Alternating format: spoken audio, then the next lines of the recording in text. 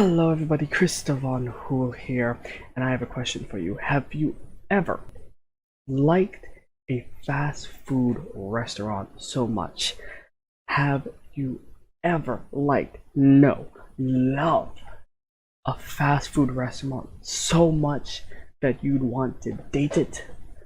Well, if your answer is no, well, you are at the wrong video, because today we are going to be playing a KFC made and sponsored video called I Love You, Colonel Sanders, a finger-licking good dating simulator. Yes, it is real.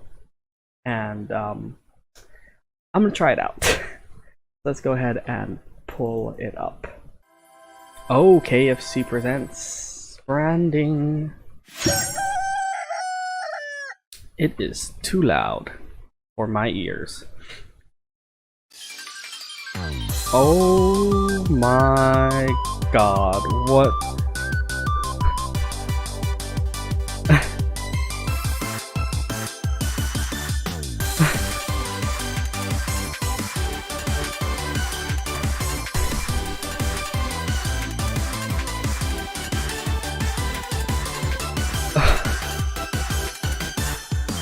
Oh no! Oh no! Oh no! What was that intro? Okay, I don't know how this is going to go, so let's go ahead and try a new game and see what happens. Okay, welcome, chef. Before we get started, tell us your name. My name is Chris. I don't want to put Christopher on Who just in case there's a max on letters. So I'm just gonna put Chris. Alright. Oh man, this game is going to make me hungry, isn't it? Nice loading. Oh god. I'm getting hungry just watching it. This is not good. Okay. You sleep softly as the morning sun casts a warm glow through the window of your modest student apartment. Okay, the world is peaceful and serene. You could stay in the moment forever. Okay. Well, that is going to keep me up. Or you could wake up now. Your first day of culinary school is... Oh my god, that's so annoying. Okay. Smack that clock up and at him. Throw the clock out the window and stay in the bed forever. I'm gonna smack that clock. I'm gonna wake up for the day. That was really annoying. Lying in bed, you stare at the ceiling, thinking about everything that awaits you at the prestigious University of Cooking School, Academy for Learning.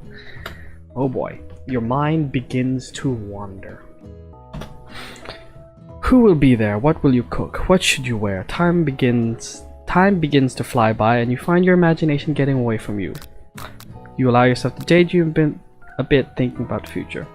We can daydream a bit. Why not? It's here finally. Your first day of culinary school. So many dishes to prepare, so many students to meet. Your mind is swimming with possibilities when you realize you're running late. You grab... Great. Of course. I'm running late. You grab a biscuit and burst out the door in a hurry. A biscuit. Not a pancake. Not cereal. Not an energy bar. A biscuit.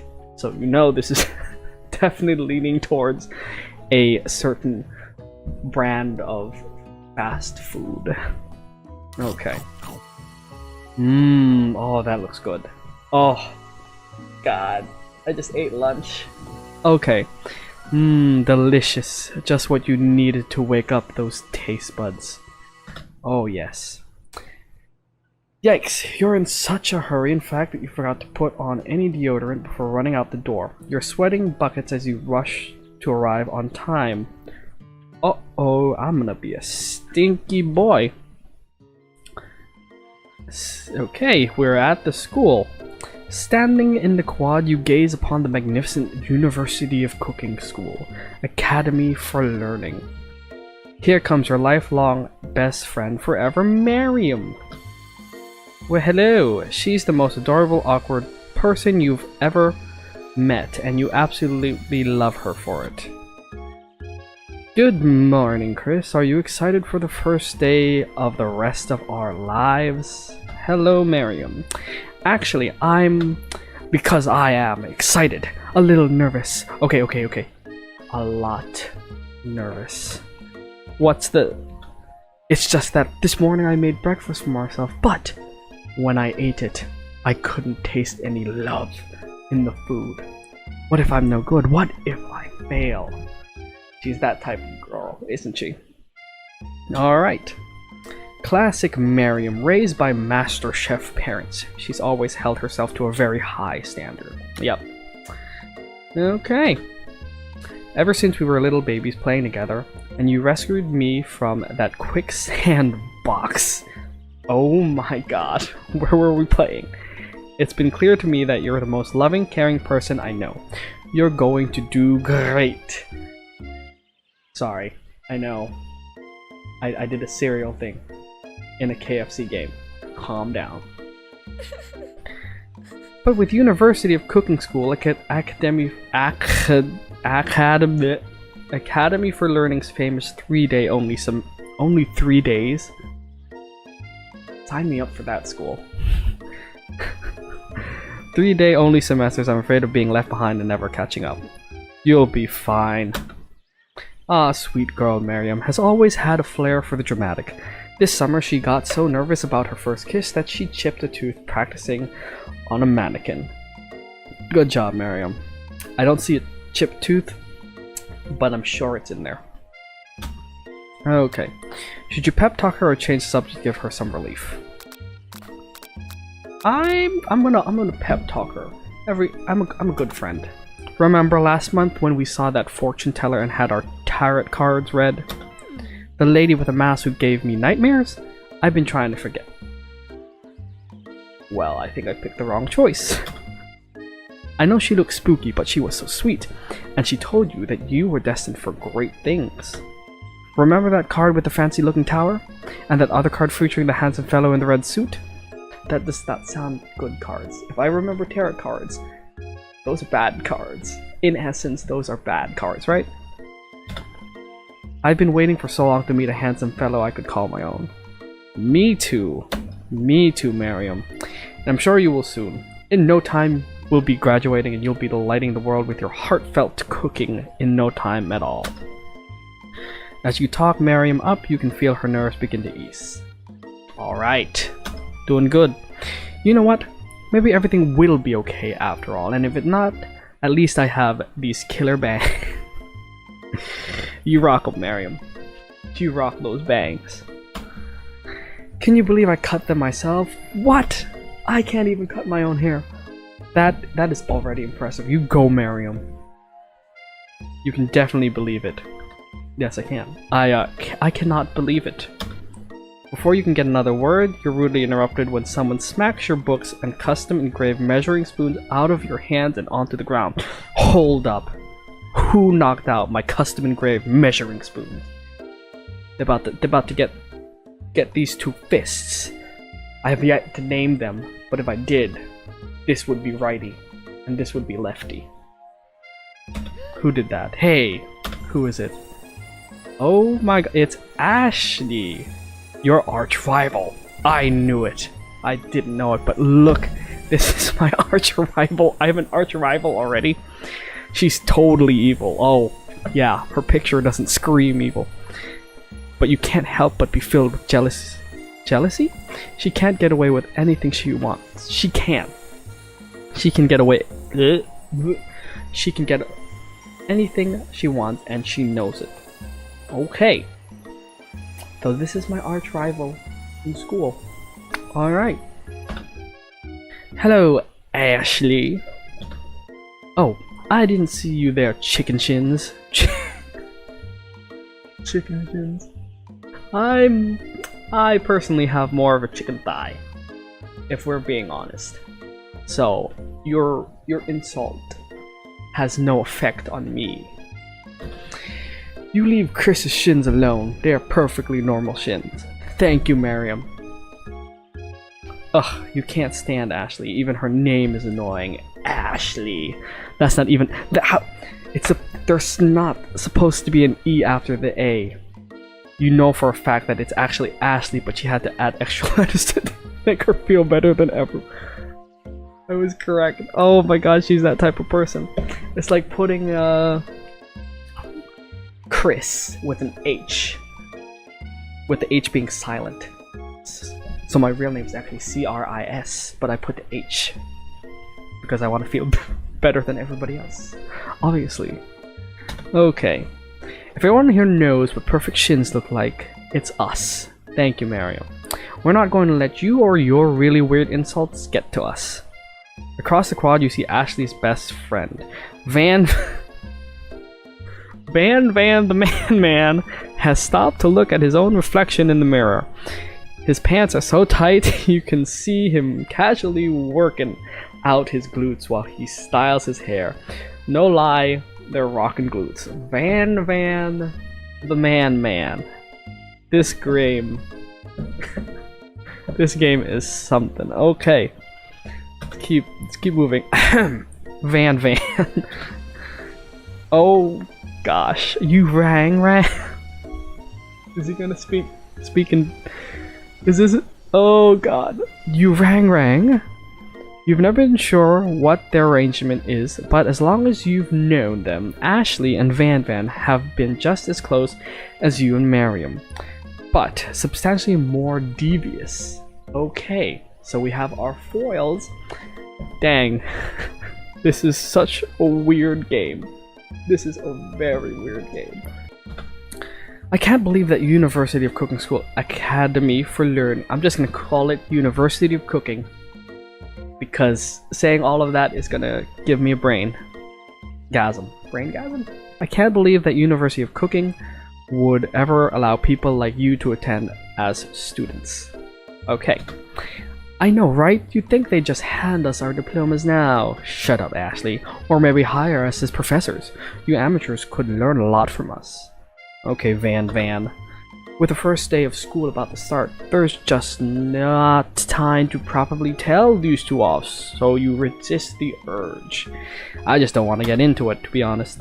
Let's go, Miriam. See you later, loser. I'm using the wrong. Losers? One of these is right. As you approach the door, you see a goofy-looking kid pushing hard against the window directly next to it. Pop. Oopsie. I think it's broken. You reach forward and easily pull the door open. That should do the trick. I love you. I think you mean thank you? That's so weird. My name is Pop. I was named after my Pop. He's old. Perfect. This is how you introduce characters. Could someone like this also be a student at the school? He must be one heck of a chef. Also, his name tag clearly says Bob. But I guess he's reading it upside down. Alright. Hi Pop, I'm Chris. So, are you going to make me hold this door all day? Nope. I didn't know I was holding a door. I forgot. And with that, the young man walks into the building ahead of you. Is it just me, or is he kinda cute? Okay, Miriam. I think it's just you. You both shrug your shoulders before following him into the building.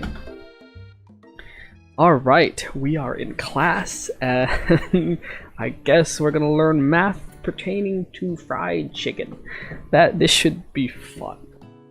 You stand at the edge of the room, unsure where to sit. Other students wander and keep themselves busy chit-chatting. Okay, it's Corgi. A scruffy-looking pooch takes his place at the podium at the front of the class. Don't tell me he's the teacher. Is is this Corgi the teacher? Sprinkles. Oh my god. Now, quiet down, everyone. Oh my god, it's a talking Corgi. Oh no. This game. Who is this unreasonably cute pup, and why is he in our culinary class? You must be Sprinkles, head instructor and CEO of UCS. Oh my god. He is the head. He's a head instructor. He's not just a professor. He's a head instructor. Okay. Please call me Professor Dog. I may be cute and little and fluffy, but I still demand respect. Oof. What a cute dog is our professor. Oh wait, sorry, that was a question. What? A cute dog is our professor? This is the best school ever. I guess only a dog's nose is capable of picking up all the nuances of fine dining. Of course, if you want to be a perfect cook, you have to have a nose of a dog. Makes sense. Good on you, KFC Simulator. Dating sim. Good on you. Out of nowhere, wind begins to rush around you as a swirl of cherry blossom petals fills the air inside. Okay. Oh well. At least it's telling me what's happening, and it's showing me. Those are some nice cherry blossom petals flying around. I'm chilly. Someone close the window. And then, okay, he walks in. Oh my god! It's finally Colonel Sanders makes his sexual appearance to us. You're immediately swept up in the aura of this new student and his remarkable goatee. Who knew anyone could be so handsome? Time stands still. It's him. It's... If it isn't my favorite student, Harland. Colonel Sanders interrupts Sprinkles. Sorry, Professor Dog. Before... Oh, I got it. Professor Dog before he could finish his sentence. Okay, I'm gonna try a Colonel Sanders voice, but it's probably really bad. Please, call me Colonel. Colonel Sanders. He's not Colonel Sanders. I'm gonna call him Sexy Sanders, so we're just gonna throw that out. We're gonna put that in. Sexy Sanders is his new name. A hushed murmur rolls through the classroom as Colonel Sanders... I did it. There we go. I forgot what I just said. So, a hushed murmur rolls through the classroom as Sexy Sanders walks down the aisle of the desks. Suddenly, the room is sweltering. Oh god. Sweat begins to bead across your brow. You feel like everyone is looking at you and you're not entirely wrong. Ooh. It's getting a little hot. And this over here must be Sweaty Sweats a lot. Oh, everyone is noticing me sweating a lot. Great. Maybe we should open that window back up before Frosty Pits melts into a puddle and evaporates entirely. Those are hurtful insults. Hold on just a second. Nobody talks to my friend like that. You two both know my name. We were in the same kindergarten class. And what is with all your really weird insults? Besides, when Chris sweats, it's not gross, it's beautiful. Look at that shimmer. Thank you, Miriam. Thank you. Sweat is just baby oil after a workout. That's what it is. It makes you glisten like a god. You turn to find Colonel Sanders standing right in front of you. Oh, is that the only choice? Alright. Sexy Sanders. There we go. I just have to get used to saying his name like that. Okay. Sexy Sanders, beautiful angel that he is, stands before you smiling gently, his hand outstretched. Boy, boy howdy, this class gets hotter than a Kentucky fryer. Oh, so sexy. Please use my handkerchief. You freeze. Oh, why am I playing this game? Oh no. You freeze up. Colonel Sanders, Sexy Sanders, isn't talking to you. Wait, Sexy Sanders is talking to you about how sweaty you look. You're completely mortified.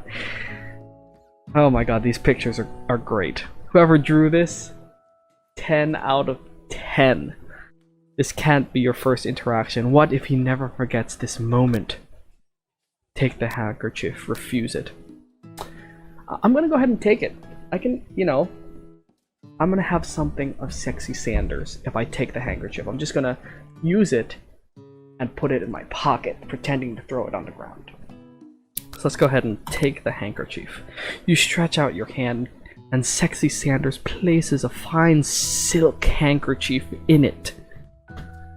It's so beautiful. It's so beautiful. You hesitate to press it to your face, but when you do, the feeling is transcendent. It has his natural scent on it. It smells of the most delicious chicken you've ever smelled. Oh my goodness. I'm just realizing, Jollibee, the Filipino chicken joint, you need to step up your game and make a dating sim or a side scroller, because this is great. This makes me want to buy Kentucky Fried Chicken for some reason. Oh, gotta knock it Henry because I already ate. Professor Dog steps in to settle the class down and set some ground rules. Welcome to the University of Cooking School, the greatest culinary academy in the world. The birthplace of culinary legends, past, present, future. Many challenges await you. There will be tears. There will be blood. There might even be really adorable, tiny food. And when all is said and done, there will be a battle. You will lift your sporks and complete in the broom cooking arena. Oh. See, if I focus reading, I don't see the art. That is cute. Even though he's trying to instill aggression and determination, he is, it's like a cute determination. Just then, another student enters the classroom and interrupts the professor's rousing speech. Oh boy, another student has approached. Hi guys. Oh, yeah, hi guys. Sorry I'm late. I hope everyone had a good summer. I really miss... Quiet! Late to class is bad enough, but interrupting my monologue? You're on the fast track out of here, young man. Are you sure you're even in the right place? Don't you recognize me? This is my 3rd year in this school with you as my teacher. Everyone stares at him blankly. I don't know who he is. Does no one remember me? You're expelled if you utter one more word before I finish. Okay, so I guess we're not gonna learn his name, and he's just gonna be called Student. Let that be a yep. That's what's gonna happen. Let that be a lesson to you students that tardiness is unacceptable. Even Clank made it here on time, rolling halfway across town on his tiny wheels. Who is Clank? You turn to see the student Sprinkles is referencing, who appears to be some sort of industrial kitchen. Clank, obviously. Okay. The class bursts into laughter. He's a live friar. That's nice. Oh, Clank, you rascal. Sprinkles walks in the classroom as everyone stands in silent obedience. When he gets to you, he lifts his nose into the air and takes a deep sniff. Your diet is lacking. Based on what I'm picking out here, you definitely need a multivitamin. You should be taking better care of yourself. Thanks, doggy. You can't. It's gonna be a little hard cheating and hiding things from this professor because he'll sniff them out. So okay, you've never had a talking dog as a teacher before, but Sprinkle's reputation for being smart but tough is well known. You decide to try and butter him up by giving him a treat from your pocket, but what kind? Beef treat, rubber ball, and chicken snack. Okay. Well, since this is a Kentucky Fried Chicken dating simulator, maybe choosing all chicken choices would be the right thing to do. So I'm gonna choose the chicken snack. You reach beneath your apron and return with a chicken snack in your hands. Sprinkle's eyes go wide as he locks onto it. His favorite. Well, I think there might be some competition for new star student. The furry professor immediately devours the snack, leaving your hands slick with a coating of warm doggy drool. It's great. Warm doggy drool. It's disgusting, but great because you know your dog loves you. You see the other students eyeing you jealously, but pay no mind to them. If they wanted to succeed in life, they should have learned the importance of carrying a range of dog treat flavors on them at all times. This is so true. If you live with a dog, you'll have dog treats in your pockets at all times. It's crazy. Settle down, young chefs. Take your seats and prepare to have your minds opened to the amazing possibilities of culinary creation. As everyone rushes to claim their favorite seats, you are left standing at the front of the room. Only 2 options remain. Oh no. Don't give me that choice. Hey Chris, there's still a seat here. It seems that no one has claimed the seat next to me. If you're interested. Best friend or Sexy Sanders? 2 good options, but which will you choose? Well, if we're trying to seduce Mr. Sexy Sanders, you know, let's play a little hard to get and sit to our best friend because, you know, she's our best friend. So I'm gonna choose this. You move to take your seat by Miriam. I'm so glad to have you near me to support me through this class, and I hope you support me, Miriam. Of course, you're my best friend. Who else would I sit by? Colonel Sanders. He had such a magnetic personality, and there's a seat open right next to him. If you had sat there, you might have gotten to know him a little better. I'd never sacrifice our friendship. Besides, I'm sure I'll get a chance to talk to him later in the semester. I've got 3 whole days. That's like a lifetime. See? Dang, Miriam. You probably would have been okay if I sat next to Sanders, but friendship is important. So you say, but now that Miriam mentions it, that Sexy Sanders is just so darn dreamy. He is. He is. As soon as you've settled into your seat, the professor makes an announcement. Think fast. It's time for a pop quiz. Ah. Great. Yay, a quiz about me. This incredibly important and surprisingly short quiz will tell me if you are ready for life at culinary school. Keep your knives sharp and your focus sharper. Here comes question 1. So, are we gonna have to... Ooh, that dog face though. Do you have to answer a quiz? Quiz questions? Okay, oh my god. If train A is traveling to point B and then train B is traveling to point A, how important is it to wash your hands before cooking? Well, it is very important to wash your hands before you cook, so the second option, that is right. I am going to ace this quiz.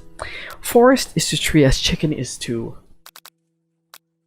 I want to say slam dunk, but I'm pretty sure the right answer is feather. That's right. What is the most efficient eating utensil ever created? A comically oversized fork. Oh, I used to have a comically oversized fork to actually eat. I don't know where it is now. Meat tenderizer? No.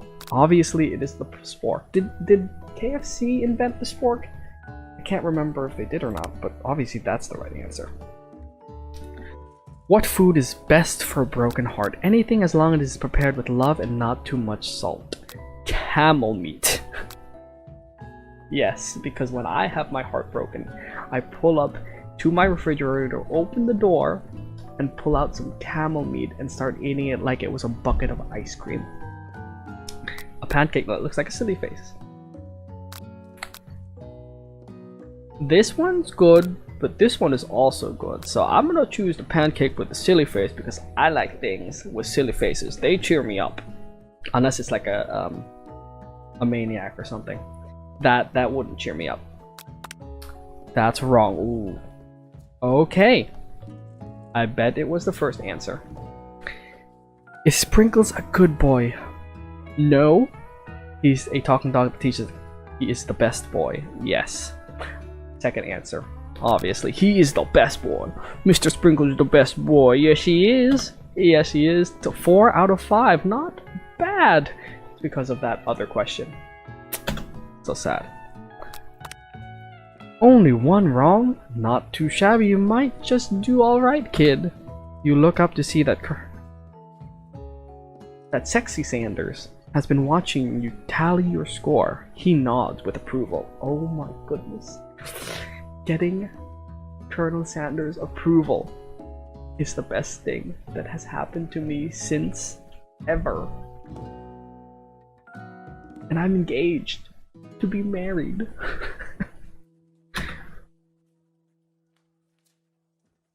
May I have your attention, students? I have an important announcement to make. Another one. Time for lunch. Okay. Wow, the cafeteria is as nice as any restaurant you've ever eaten at. It makes sense that a school dedicated to cooking would also be serious about eating. Obviously. A delicious fragrance wafts, not smell, or yeah, smells, wafts through the room and tickles the end of your nose. Your mouth waters. I'm gonna get hungry after this. I hate it. Do you smell that? That must be our lunch. It smells crazy good. Yeah, I know his voice. Everyone, can I have your attention? Is it about lunch? No, I just wanted to apologize for my tardiness. You see, I was... Howdy, folks. I'd like to make an announcement. Hey, I was... It's about I'm gonna get it. It just takes some time. It's about lunch. Everyone cheers. But I... Shh. Lunch. She said shh. In honor of the new semester, I prepared something special to share with everyone for lunch. That must be the smell I smelled. Please tell me it's not chicken. Indeed, that smell? You hold your breath waiting to see what food this mysterious student has created.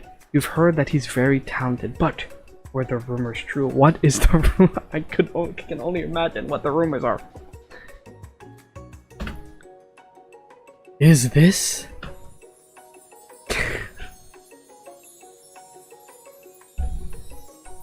Of course. Sexy Sanders lifts a large bucket above his head. It contains glimmer in the light. Oh, its contents glimmer in the light. Piled high are huge pieces of chicken, breaded and fried to a crispy golden finish. Oh, I'm gonna be freaking hungry. The aroma envelops you and you begin to feel warm and safe. Oh my god. Sexy Sanders has filled a bucket with chicken. Oh my god, it's such... What a novel concept. Lord, what am I playing? This game. Your stomach begins to grumble, as if to say stop thinking and start eating. For years, I've been developing a secret recipe for the perfect fried chicken. By my calculation, nothing less than 11 herbs and spices are required to achieve the perfect balance of flavors. You look around and notice that every other student has a pen and paper and is scribbling notes as fast as they can. But that's all I say about that. Obviously. Herbs and spices. Secret. Hush hush slow. What you think we want your stupid secret recipe, dude? Shisha. Nah, my dude. Nah. I'm just drafting a last will and testament in case One of these ingredients is poison. Got 'em. He looks around nervously to see if anyone else is laughing at his sick burn. I'm guessing nobody is. I just realized his hair is star-shaped. Why is that? You wait to see what zinger Ashley has prepared to follow up, but she suddenly takes a different approach. Okay, yeah, and I was just like writing in my diary. Dear diary, the day I smelled something beautiful, I knew at that moment that only the hands of a true gentleman could fry chicken so tender. You see her body language change from bitter and evil to sweet and innocent as she slides closer to Sexy Sanders. She realized that he is destined for greatness and fame with cooking skills like this. She wants him all to herself. No. If this is a dating sim, I'm gonna end up with him. That's how this works. Not the arch rival. Oh, please. Well, well, Van, the man. Well, Van, the man. If you don't want any, I'll take his. Whoa, hold on. I mean, I guess I'll try it. He takes one bite and his eyes grow wide. He starts contorting his face as he tries to hold in his pure exhilaration and act unimpressed. Easy now. There's enough for everybody. Please, my fellow classmates, dig in. You take one of the pieces of fried chicken out of this bucket and sink your teeth into it. It's amazing. Oh no. Tasting Sexy Sanders' food transports you to another dimension. What the heck? Alone with your taste buds gripping a drumstick in your hand, you float weightlessly. Focus your mind a minute at this moment. Try and identify every flavor. Savor the moment, everything that it tells you about Colonel Sanders' culinary heart. Swim toward the light. I don't know what to choose. Swimming towards the light, but I want to know why it's so good. You know, I'll just savor the moment, because if you don't savor your food, you don't enjoy your food. I'm gonna choose that one. The flavors in your mouth are beautiful, pure, heavenly. What a guy!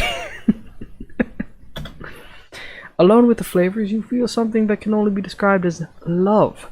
For a man? For a flavor? Are they the same? Oh my god. After tasting his food, you try to get some one-on-one time with Sexy Sanders. You approach. Okay. Sexy Sanders smiles ever so softly as you approach. He stops what he is doing and allows you to break the silence. Colonel, I wonder if I could talk to you for a second. Anything for a fella chef. What exactly was on that chicken? Haha, how bold to come out and ask. His cane is... It's an idea I had for a new combination of flavors that will make my fortune and establish my legacy for all time as I open a chain of highly successful fried chicken restaurants. No big deal. It's just you and me here talking. I can keep a secret. In fact, I've got some of my own that I'd be willing to trade. What's the rush? The semester is only getting started. We've got 2 more whole days to get to know each other. He's clearly not going to give it up easily, but it doesn't hurt to be persistent. You know what they say about secrets, Colonel? Shouldn't learning be fun? You've got moxie. I'll give you that. Sexy Sanders looks both ways to make sure you're truly alone, and then leans in. You can feel his warm breath as he whispers. Oh, of course. Just one ingredient, but you can't tell. I use a white blank bar. It's something my great-grandmother taught me. Obviously, they're not gonna reveal the secrets to the recipe in a game. Unless they do. White blank bar? Wow, you'd never have guessed that. In fact, you're not even sure where you'd get some if you searched. Yeah, I can't find any white blank bars anywhere. While you're wrapped up in that huge revelation, you notice that Sexy Sanders has disappeared. While everyone else is still in the cafeteria, you decide to look for him. Oh boy. You find Sexy Sanders outside, standing in the quad. Oh, it's you again. Howdy. Sometimes I come outside and look at the school buildings. I think about how my story will continue on after I've graduated. It sounds like you have... It sounds like you have big plans. I dare say the biggest. I will leave my mark on this world. You can bet on that.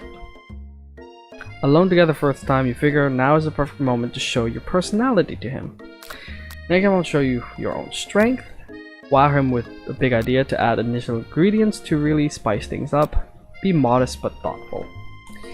I shall be modest but thoughtful. Well, I just wanted to tell you that I really enjoyed your food. Now you got his attention. The flavors were complex but comforting. The interplay between salty, savory, and peppery, it was perfect. I appreciate the compliment, Chris. I'm sure you'll be a big success. I know we've only met today, but I'm starting to get the same feeling about you. We should head back inside. The next lesson starts soon. Oh, okay. You step into the massive cooking arena where the afternoon lesson will take place. Each student gets an oven and the tools and ingredients they could need. Look at this place. It's magnificent. Finally, we get to show our stuff. Wait a second. Oh no. We have to show our stuff. What if I totally blow it? You're not going to blow anything, except maybe kisses to the crowd of fans you're going to earn with your signature adorable tiny food creations. Welcome, students, to the cooking arena. For today's lesson, we'll be cooking with partners. Hurry up and pair off. Naturally, Marilyn looks over at you, but unable to control yourself, you pounce. I pounce on Colonel Sanders, Sexy Sanders. Okay. Hey, Colonel. Hey, Colonel. Would you like to tackle this lesson as a team of two? That is me and you. If that wasn't clear. Oh my god. Want to be my partner? Sure, Chris. Sure, Chris. I'll prepare our station. Without you as a partner, Miriam is left standing all alone. Two different students quickly take notice. Hello, new partner. Beep bop boop. Oh my, two potential partners. I'm sorry, gentlemen, but I don't know who to choose. It looks like you'll have to pick for her. Friend duties can be a little awkward, but that's the price you pay for not being alone forever. Who do you want to ask to be Miriam's partner? I'm gonna ask Clank. Obviously, I'm gonna ask Clank to be her partner, because why? Why would you choose Pop? Clank, look at his face. Look at the face he's making. I'm gonna choose Clank. Okay. Sorry, Pop, but I think Miriam will be partnering with Clank today. It's okay. I already ate. Alright. It's not entirely clear if Pop has any idea what the point of school even is at this juncture. Clank is clearly excited to have some attention. He heats up and begins to roll back and forth. And if you didn't know, if you didn't see the other video, Clank is a fryer. A humanoid fryer. Yes. Warp, warp, warp. Hold on there, fella. We don't even know the assignment yet. Clank, calm down. Technically, Clank might not have a face, but there's something charming and earnest about him. Very charming. Very earnest. Bzzz. tissue? I hardly know you. Ha ha ha ha! He told joke! He told a joke with beeps and boops and zzz. Clank judders and a panel shakes loose. Ooh! Oh, you get the impression that this is a sign of affection. Oh. A humanoid friar has feelings. Oh my goodness. Looks like you two will be fine. Did I just matchmake? I hope I didn't. Now it's time to focus on your own cooking classwork. Alright, you two, for today's lesson we're going to keep it simple. Pick a basic dish and divide up the steps. Alright, oh yes, Sprinkles, our teacher, and... what? I remember why I played this. I played it for Sexy Sanders, obviously. Sexy Sanders right here, look at that. Look at those eyes. Oh gosh, no chef is an island. It takes 2 flints to make a fire. You get the idea. Which dish do you suggest to your partner, Colonel Sanders? Or as I like to call him, Sexy Sanders. Steak tartare seems easy enough. It's fancy and you don't even need to cook it. Using octopus will blow Colonel Sanders' mind. Your grandmother's mashed potatoes and gravy. Well, no one. Sexy Sanders is a good old country boy. I think he'll be very heartened to know that if I choose my grandmother's mashed potatoes, he'll know that I'm a family person. And I guess the goal of the game is to go on a date with Colonel Sanders. I don't know. I'm not really too sure, but I don't want to do anything fancy. It's like, that's not me. Personally, that's not me. I don't want to do anything weird. I want to showcase my grandmother's cooking. So we're going to do grandmother's mashed potatoes and gravy. I've always been something of a down-home chef. I was thinking we could make something warm, inviting, comforting. Maybe mashed potatoes? I'm trying to do an accent for Sexy Sanders here. Trying. You might have heard it. I don't know if you hear it or not. I hope it's coming along. And gravy? Trying to get that sexy southern? I don't know. I hope you hear it. If you don't, that's okay. At least as long as I'm clear. I couldn't imagine one without the other. Colonel Sanders casts a coy look at you, causing your whole face to go beet red. Embarrassed, you quickly turn away. Oh my goodness. Oh my goodness, my cheeks are red. My cheeks are red. Cheeks are red. I'll go get the potatoes. No, please. Let me. Picking perfect produce is a passion of mine. Oh gosh. It is my, I guess, rival or school antagonist. Looks like things are getting pretty fresh around here. Does someone have a crush on Sexy Sanders? Oh gosh. We're just cooking partners. Mind your own business. God, Ashley. Gosh. Sanders' heart is my business. And you'd better keep your fingers off my man. Ooh. Calm down, Ashley. Oh god. I forgot about Van. Did someone call for me? No geez, Van. While I'm over here crushing Chris's dreams, you're supposed to be taking care of our classwork. That was the deal, remember? Colonel Sanders returns, arms full of peeled potatoes. He tosses them into boiling water and turns his attention to you and your old friends. Oh, howdy there, Ashley Van. Are we working in a quartet instead of a duet now? Actually, no. It looked like Chris was struggling, so we offered to give them a hand. You know how it is. These young amateur chefs need a lot of mentoring. Be quiet, Ashley. Don't make that face. You liar. I was going to say, Colonel Sanders, maybe I could also teach you a thing or two about fancy food. Maybe one day you might be able to get up to my level. Ha! Doubt it. Don't be rude, Van. Personally, I have no doubts whatsoever about Colonel Sanders' ability to concoct creations worthy of admiration. After all, your fried chicken was quite spectacular. But Colonel, if you ask me, I might make a better partner for you than this thing. Ashley, that has positioned itself at your station. Don't you feel deep down that we cast complementary shadows? We fit together like a thigh and a drumstick. It just makes sense. Nothing about this makes any sense, but one thing is clear. She's coming for Colonel if you don't watch out. Ashley is really going at you hard. You need to ask for some backup here before things get ugly. Turn to Colonel Sandals, hunk of hunks, in your time of need. Turn to your forever bestie who always has your back.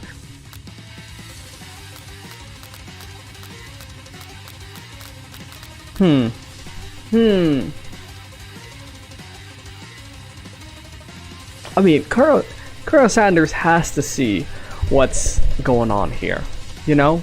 He has to be seeing what's happening here with Ashley. I mean, Miriam is on over there with Clank, so I think I'm gonna go ahead and ask Colonel Sanders to have my back. I'm here to learn and to express myself via my cuisine, not bicker with prima donnas. Partners were chosen at the beginning of class, so let's all respect the format, okay? You turn to Colonel Sanders to confirm that you're on the same page. I chose Colonel Sanders chose me. Isn't that right? A businessman respects all fair agreements, from contracts to handshakes. I took on Chris as my partner for this activity and I stand by it. Thank you, Sexy Sanders. Based on your team's behavior, I'd say you're perfect for each other. Neither of you has Chris's natural talent or their loyalty. Being defended by Sexy Sanders leaves you feeling proud and full of potential. You look for Sprinkles in hopes that he might step in, but he's nowhere to be found. Darn those cute corgis and their short but sturdy stature. You look down at your station and realize that, in the tension of the moment, your hands have been cooking on autopilot. Oh? Distracted by the drama, you've already crushed the boiled potatoes into a perfectly creamy mashed texture, with plenty of butter and cream for flavor. It's as if your natural passion guided you through the steps you know so well, while your attention was elsewhere. Oh, wow. I'm a cooking genius. I know just what to do. Colonel Sanders extends his hand. He's holding a beautiful white porcelain gravy boat, out of which pours a smooth brown gravy, smothering your nearly finished potato dish. Oh, that looks so yummy. That looks so yummy. Great. Oh. It's a good thing I'm going to be eating dinner after this. Gravy flows down the mound of mashed potatoes. The result looks spectacular.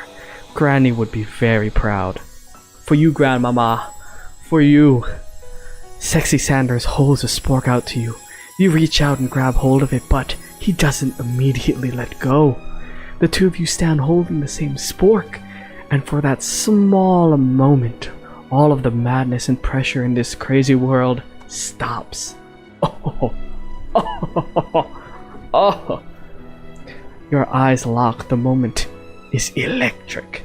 Time stands still. If you love something, set it free.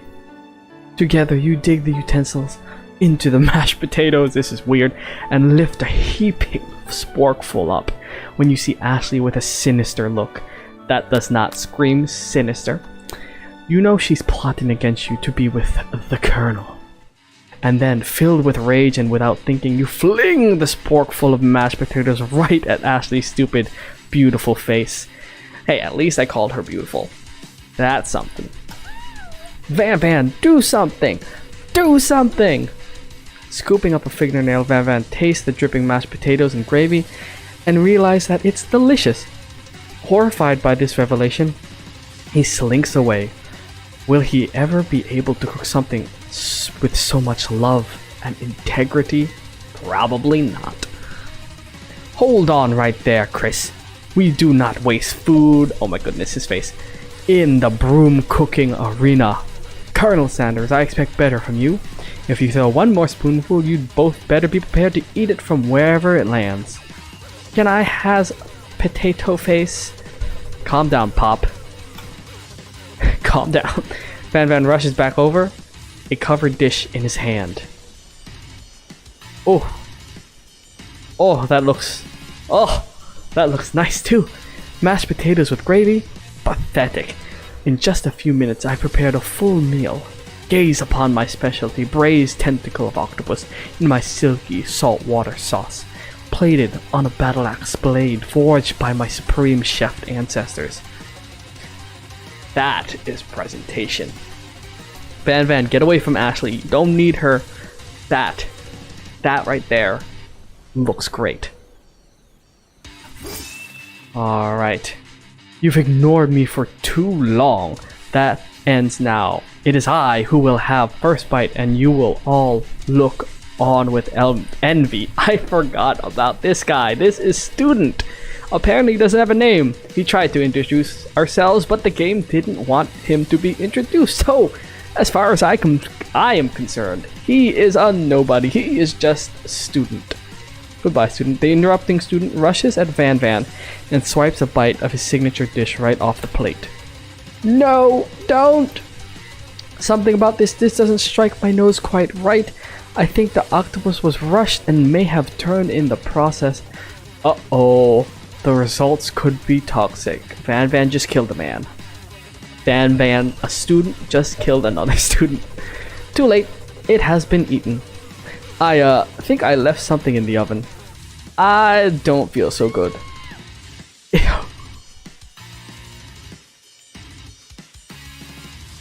Oh. He killed it. It actually killed him. Everyone steps back. Don't take another bite. When you look back at the plate, the rest of it is gone. You notice the tip of the tentacle being swept up in... Oh my god, Pop. Oh my god. Oh my god, we have a ghost. Did you not see we have a ghost as a student now? Pop winces in pain for just a moment, then is almost immediately back to his oblivious self, of course. The dumpster, the trash can of the group, lives. Whoopsie. Tastes like Oh my god. Oh my god. Tastes like poison. Of course, because it is poison. The entire class is gathered to watch Pop's final moments. Shock has frozen the whole crowd. They are as motionless as statues. The class bell rings, disrupting the moment and snapping everyone back to reality. It would appear that Pop's enthusiasm for trying new things, despite obvious danger, has inoculated him against poisons of all kinds. Good job. Too bad for that student. I'm not sure the professors here make enough money. They probably don't. You're probably gonna get fired, but you're cute. You're too cute to be fired. So I think he'll be staying around, to be honest. A ghost of student. Hello? I just turned into a ghost over here. Seeing that you're shaken up by that really annoying student and all his... Yep, this student, who cares about him, and all his nonsense. Sexy Sanders approaches you. I'm sorry you had to go through with that. Please let me walk you home. What? Like, for real? Oh, come on. This man died, and the game doesn't want me to care about him. You follow Colonel Sanders out of the room. At night, the school building has taken on another vibe entirely. It's dark and more than a little spooky. Colonel Sanders stands in the quad's neon glow and speaks softly.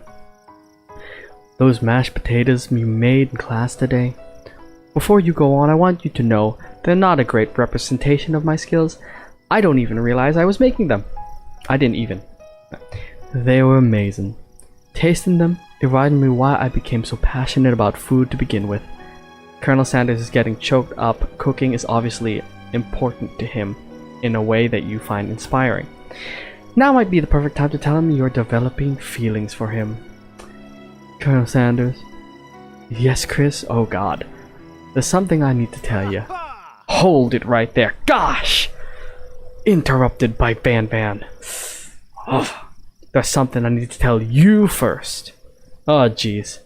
You see, when I was just a boy, I had a dream that one day I would be the greatest chef in the world has ever seen. And every day since I've been working toward that dream, day and night, never stopping, never resting. Also, lifting a lot of weights, like so many weights. We should follow our dreams with all of our hearts, that our souls may grant them like wishes floating on a shooting star. Hey, no, you... Shut up. I'm the one here to say inspirational stuff and be the star of the story. Are we forgetting that your cooking literally killed a guy and turned him into a ghost? I mean, killing a guy is one thing. Killing a guy and then turning him into a ghost is some voodoo cooking. In all honesty. To be honest here. You can't prove that. Pretty sure we can. I also saw you kill that guy. What was his name? Somewhere in the distance you hear a long, sad sigh. Forget him. We're talking about me. Me. I'm the hero.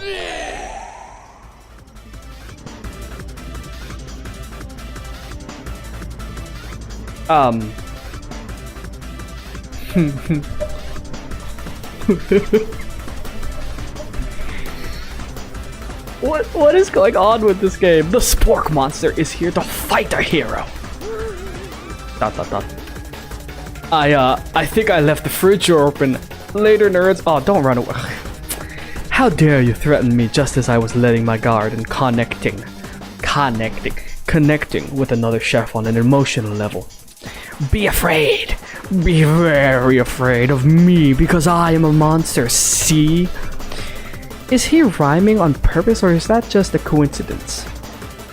But before you can discuss syntax any further, it's a turn-based fight sequence. What will you do? I will attack. You decide to go on the attack. Which attack will you use? Cook with love! Cook with love! Cook with love does 1 damage. It just got real. That attack really upset Spork Monster. Spork Monster goes on the attack. They spit hot gravy at you. You take 1 damage. Okay, let's defend. You decide to defend. Which defense will you use? Trepidation. You continue to stay back and endure whatever comes your way. Seems like a pretty weird strategy, but okay, sure. You do you do you. Spork Monster focus their mashed mind and draws in energy from Mother Earth itself. No.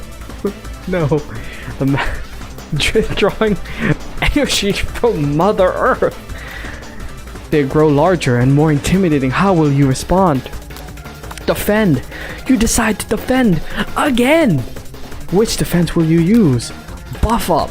You draw energy into your arms. Ugh.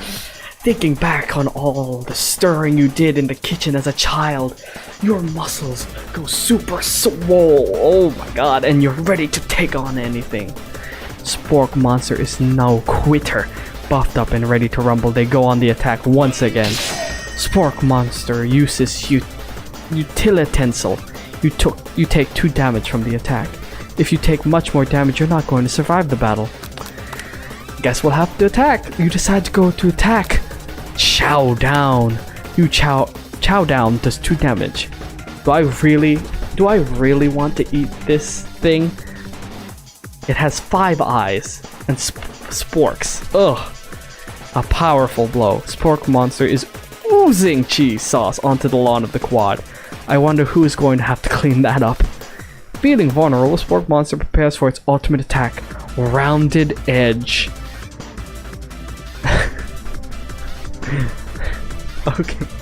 Okay. Vile villain, your reign of terror stops here. Colonel Sanders summons the energy of 1,000 chickens. Oh my goodness. Puck pie power pinch. Oh my god. Does 10 damage. Spork Monster is defeated. You saved me.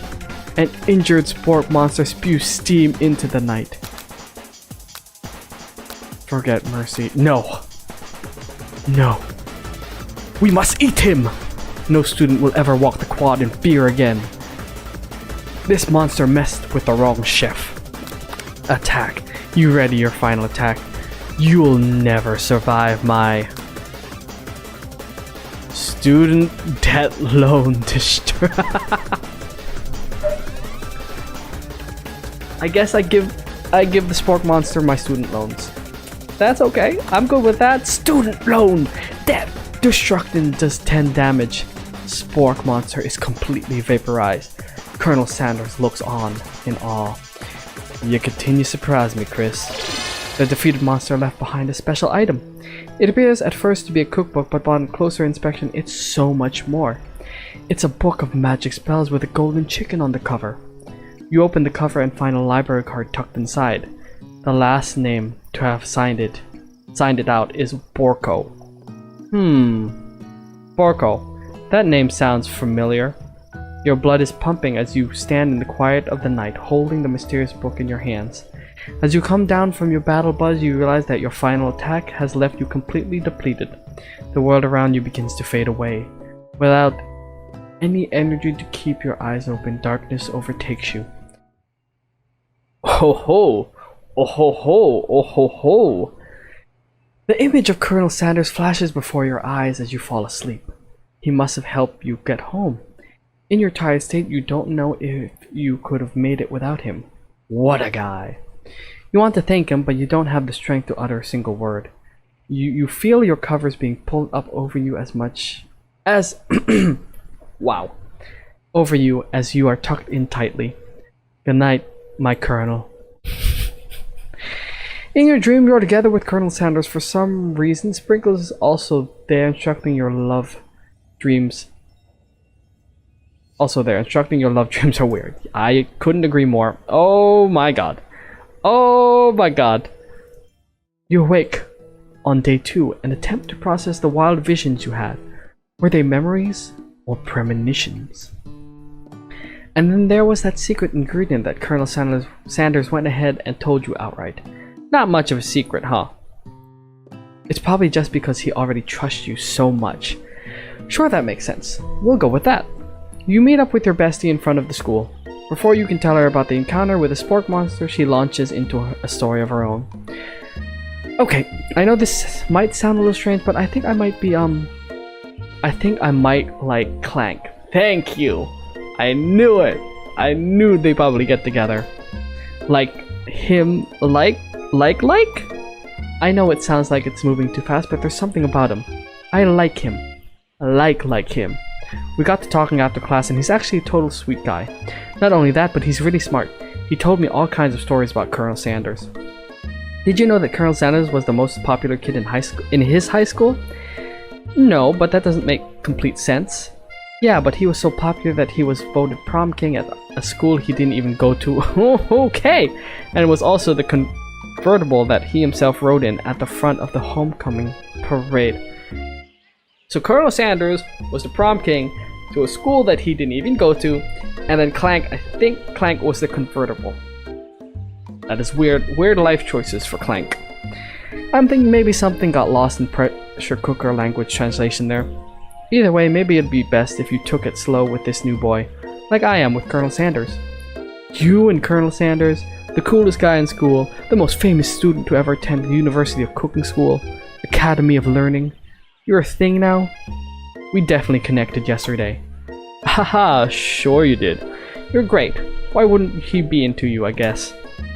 Laughing at the implication that you and Colonel Sanders might be a thing is definitely not cool. You are great. Okay, you have an idea about how to prove that your love is real? Well, if he's not into me, why did he tell me one of the secret ingredients? Your bestie's eyes light up. A secret ingredient? Yeah, I just said that a secret ingredient. Is there a dramatic echo in here? Ma'am checks to make sure you're alone before continuing. So this summer, while I was on vacation with the family, a lovely man approached me in the botanical garden where I was wandering. This can't be good. He told me all about his passion for spices. Secret spices. The man even gave me some to show me what he meant. He said it was a powder created from super duper rare dried flower petals, and if I did him a big favor, I could have some of my own. Please, Miriam, don't tell me. So I filled my suitcase with them and brought them home. He was so nice, he even met me at the gate when I arrived. Later, when I cooked with them, a very strange feeling came over me, and the flavor was unlike anything I'd ever tasted. I think you're being very liberal with the meaning of spices here.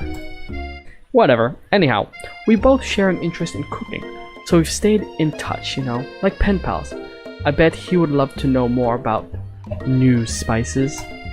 Well, I'm definitely not supposed to share Colonel Sanders' secret recipe. And besides, I only know the one ingredient, so I doubt it'd be much use to anyone. Please, please. It would mean the world to me. No one has to know it came from you or from Colonel Sanders. What do you think? Should you protect Colonel Sanders' secret or share it with your bestie? Tell her the ingredient or... See, why can't I just say, no, I'm not going to share it with you? Why do I have to make up a fake ingredient? Well, I'm not going to betray the Colonel's trust. I'm going to make up a fake ingredient. You quickly think of a fake ingredient name. Well, I don't know. How about, it was Eye of Newt. Oh no. Oh no. That lie was pretty bad. Eye of Newt. I know it sounds like kind of witch's potion. Some kind of witch's potion, but what can you do? Eye of Newt? Wow. Her eyes light up imagining such a thing, and you figure that you've satisfied her curiosity and she'll move on. However, she immediately turns around and does some thumb typing on her phone that you can't see. That's probably not good. See, she would have revealed it to that person. That's why I made it up. Before you can ask her to confirm that she was definitely not texting secrets to other people, you're interrupted. And wind rushes in. Cherry blossom petals fill the... Oh my god, he's on a horse! He's on a horse! It's Colonel Sanders. He's arriving at school. Stand back and admire his majestic glory. Run to him. I don't want to push myself onto him, so I'm gonna stand back and admire his majestic glory. Colonel Sanders' horse is truly a thing of beauty. Without ever acknowledging that he's being watched, he does a short horse dance before dismounting with a flourish. He then slaps the beautiful creature gently on its rear, sending it running free into sending it right to the countryside. Does he do this every day? How many horses has he released into the wild? You are so struck by the sight of him that you lose the ability to speak coherently. Oh, I didn't realize anyone was watching. Don't worry, he knows his way home. You attempt to compliment Colonel Sanders, but the words don't come out exactly right. What a horseful beaut you have. I mean, what a horseful beaut you have. Dang it, that's what I just said. Being good friend Miriam attempts to cover for you. Oh, Chris just gets really nervous around people they like. Really? What? This is not helping. I mean, they got food poisoning and were up all night. It was gruesome. You should have seen it. But he was at... Oh my god. She gives you a wink and smile as if to say, situation handle. Can't blame a girl for trying. And with that, Colonel Sanders disappears in the school, leaving you and Miriam to follow. When you enter the classroom, you can see your two rivals. Ashley and Van Van are doing something bad. By the way, they're hiding. You know it must be really bad. Like counterfeiting recipes bad. Experimenting with restricted ingredients bad. Summoning a demon bad. You try and get a peek over Van Van's hulking shoulder. Whew, getting the hiccups. But he sees you coming. Whoa there, little one. I'm not sure you're ready to handle this. Tell them to stop acting immature, act like you're not interested in them, but really try and get a closer look. This one. You sit near the rivals but leave your back turned to them. You even hear Van Van mutter something that sounds a bit like a magic spell. However, he notices you eavesdropping. You try and cover your tracks and improvises an excuse. Ahem. It's time for class and you're distracting the rest of us who want to learn. Now you've upset them. Oh god. Oh, and you're the emperor of cooking, are you? You make the rules? I'm not sure you'd know a good meal if it ate you. Being the best chef in the world takes more than just culinary skills. It takes creativity. It takes panache. And it doesn't hurt to use a little evil. You finally get a look at what it was they were hiding, and you instantly recognize it. It's a book, just like the one you found after your encounter with the spork monster. That's the same book that I found last night in the quad.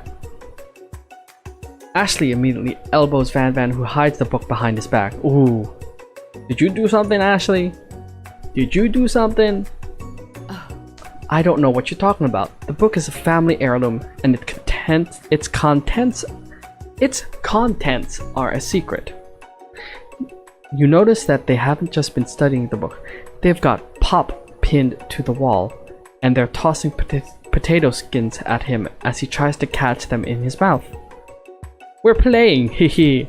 Before you can dig any further, you're interrupted by the arrival of more students. It's almost time for class. Beep beep. Frank must be running late. He's such a hurry that he rolls right over Van Van's meaty foot.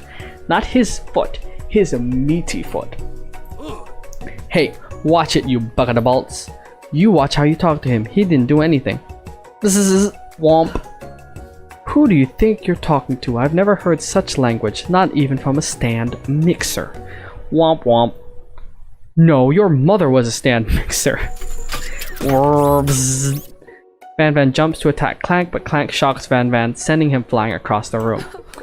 Protect me, Colonel Sanders. These crazed men are about to come to blows. I think it must be over for me, but I'm not interested in either of them. That face is a scary face. Ashley's tone has completely changed in an instant. She bats her eyelashes at Colonel Sanders. Surely he must know that this is a ruse, right? Gentlemen, get a hold of yourselves. Save it for the arena at least. Or don't. Honestly, what do I care? I've got lofty career aspirations to focus on. Maybe I can help you with your business plan. Just then, Sprinkles arrives to signal the true start of the class day. He's panting, which doesn't seem that abnormal. He's a professor, but he's also a dog. Students, please take your seats.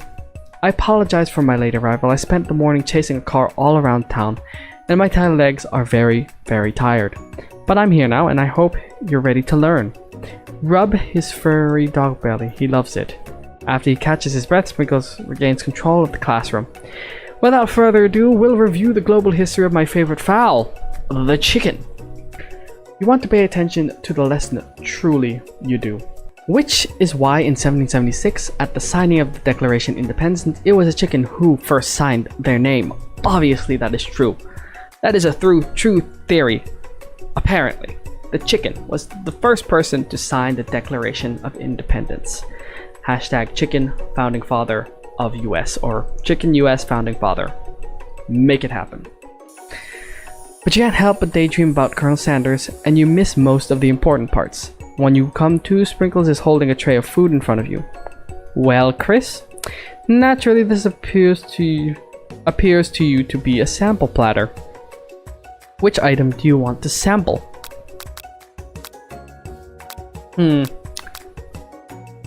Not a dog biscuit, because I'm not a dog. Shivering pepper? I'm gonna go ahead and glass of water. You grab the glass of water and gulp it down. It's cool and crisp like the purest snow melted by a mountain spring. Hey, that was mine. It was from my favorite toilet.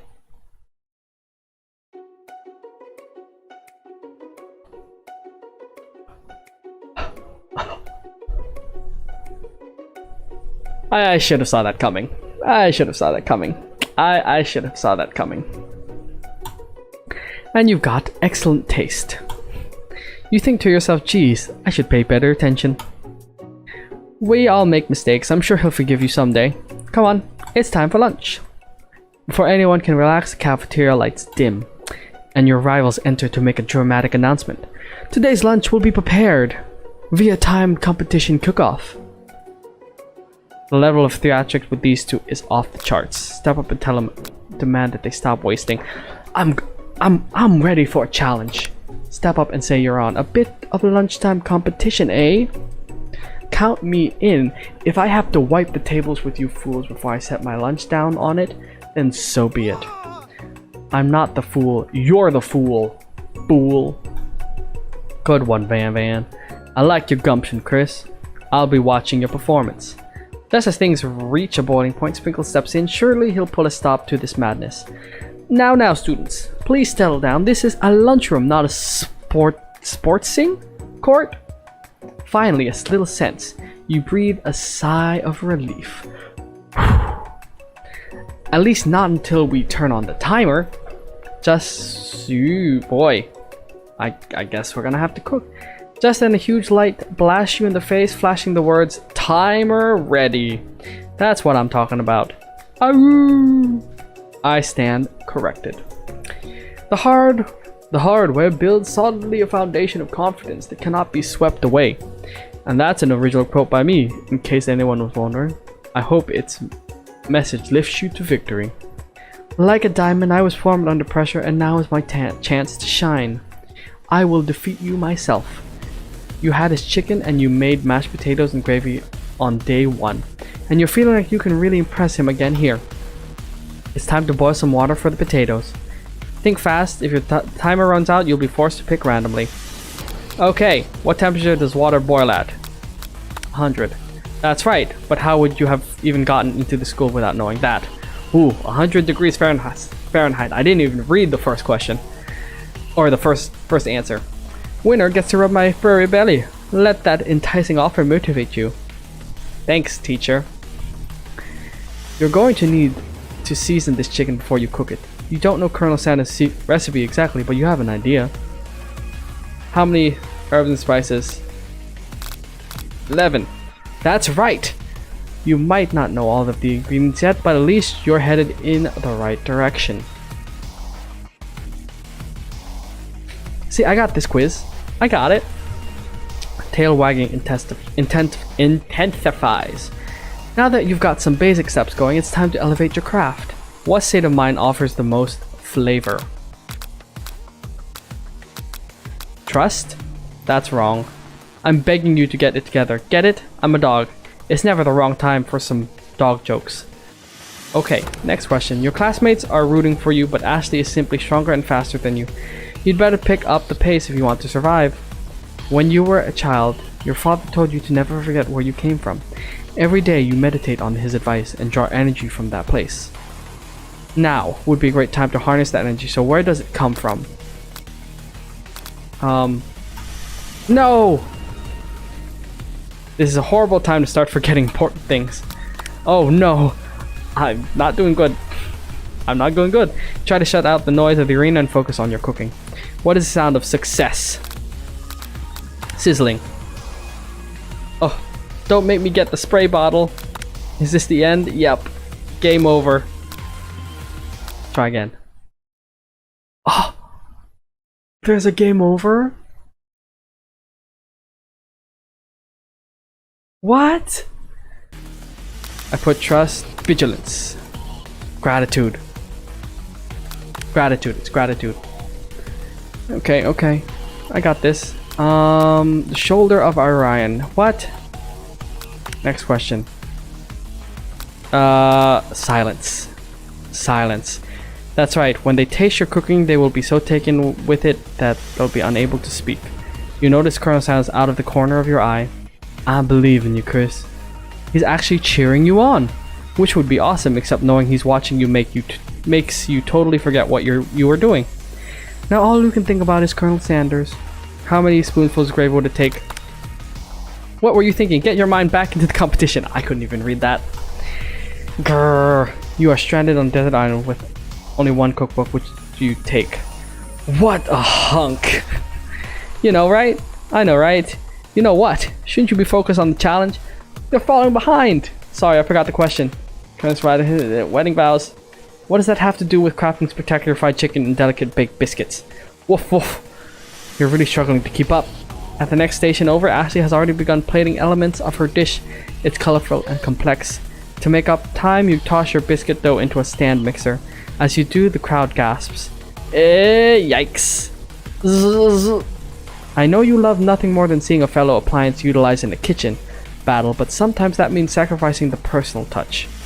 Or you might not have any hands, but Chris does, and a good chef needs to be touching the dough to know when it's properly mixed. There's an easy way and a hard way. You don't get far by going the easy way. When you hear everyone talking, you realize how serious your error was.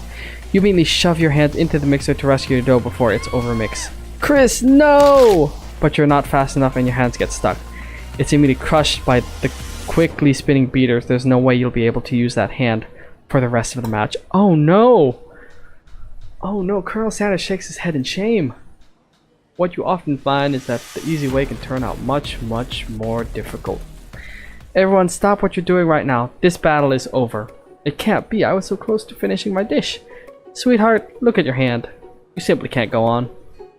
Oh, that's too bad. And here I am with a complicated dish, ready to serve. Surely that makes me the winner by default. No. It wouldn't be fair to compare the two on account of Chris's injury. You see Sprinkle begin to lick his doggy chops as he locks onto the dish. Well, I suppose you should at least tell us what you prepared. Well, because I'm the sweetest, I skip straight to dessert.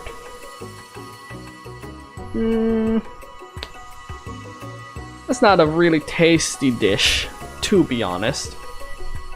Under this white chocolate dome, you'll find a wide array of delights, taking you on a journey of flavor that tastes good and tells a story of excellence. I was going to ask Chris to do the honor, but since you're injured, I'm afraid that pouring this creamer of delicate hot chocolate sauce might be too difficult. Colonel Sanders, if you wouldn't mind lending me your strong, steady hand. Colonel Sanders pours the hot chocolate sauce on top of the dome, causing it to melt away, revealing the ingredients hidden within. Wow. Wow. Inside you find a delicate fried cheese croquette, atop a slice of honeycomb, ice cream two ways, tender nougat, and pearls of blueberry glee. Colonel Sanders seems intrigued, but perhaps not impressed as he dips his finger in the chocolate sauce. Simplicity isn't your strong suit, is it, Ashley? Oh, you. Hehe. As he places a sauce-covered finger into his lips, Ashley leans over and whispers something into his ear. A dab of sauce sticks to his mustache. Put yourself in between. You reach out with your apron to wipe off the sauce off his glistening face. Colonel Sanders records and brushes you back. This goatee isn't just a fashion statement, it's also functional. I was saving that flavor for later. Oh wow. That is weird. Game over. Oh! Try again. I didn't know you could lose at this game. Gosh darn it. Oh my goodness. Oh, here we go again. Okay, maybe I'll get it right this time. Who knows? Okay, let's do this. Let's get everything right. Okay, got the first one correct. 11, boom. Gratitude, aha. Told you never get deep beneath. Oh, well, I missed one question. Shout out, focus, bubbling. Next question. Okay, current standard being all cute, say. This one. Okay. This one. Sort of not reading questions because I'm just gonna breeze through it. Alright. Stick my hand. I injure myself for some reason or another.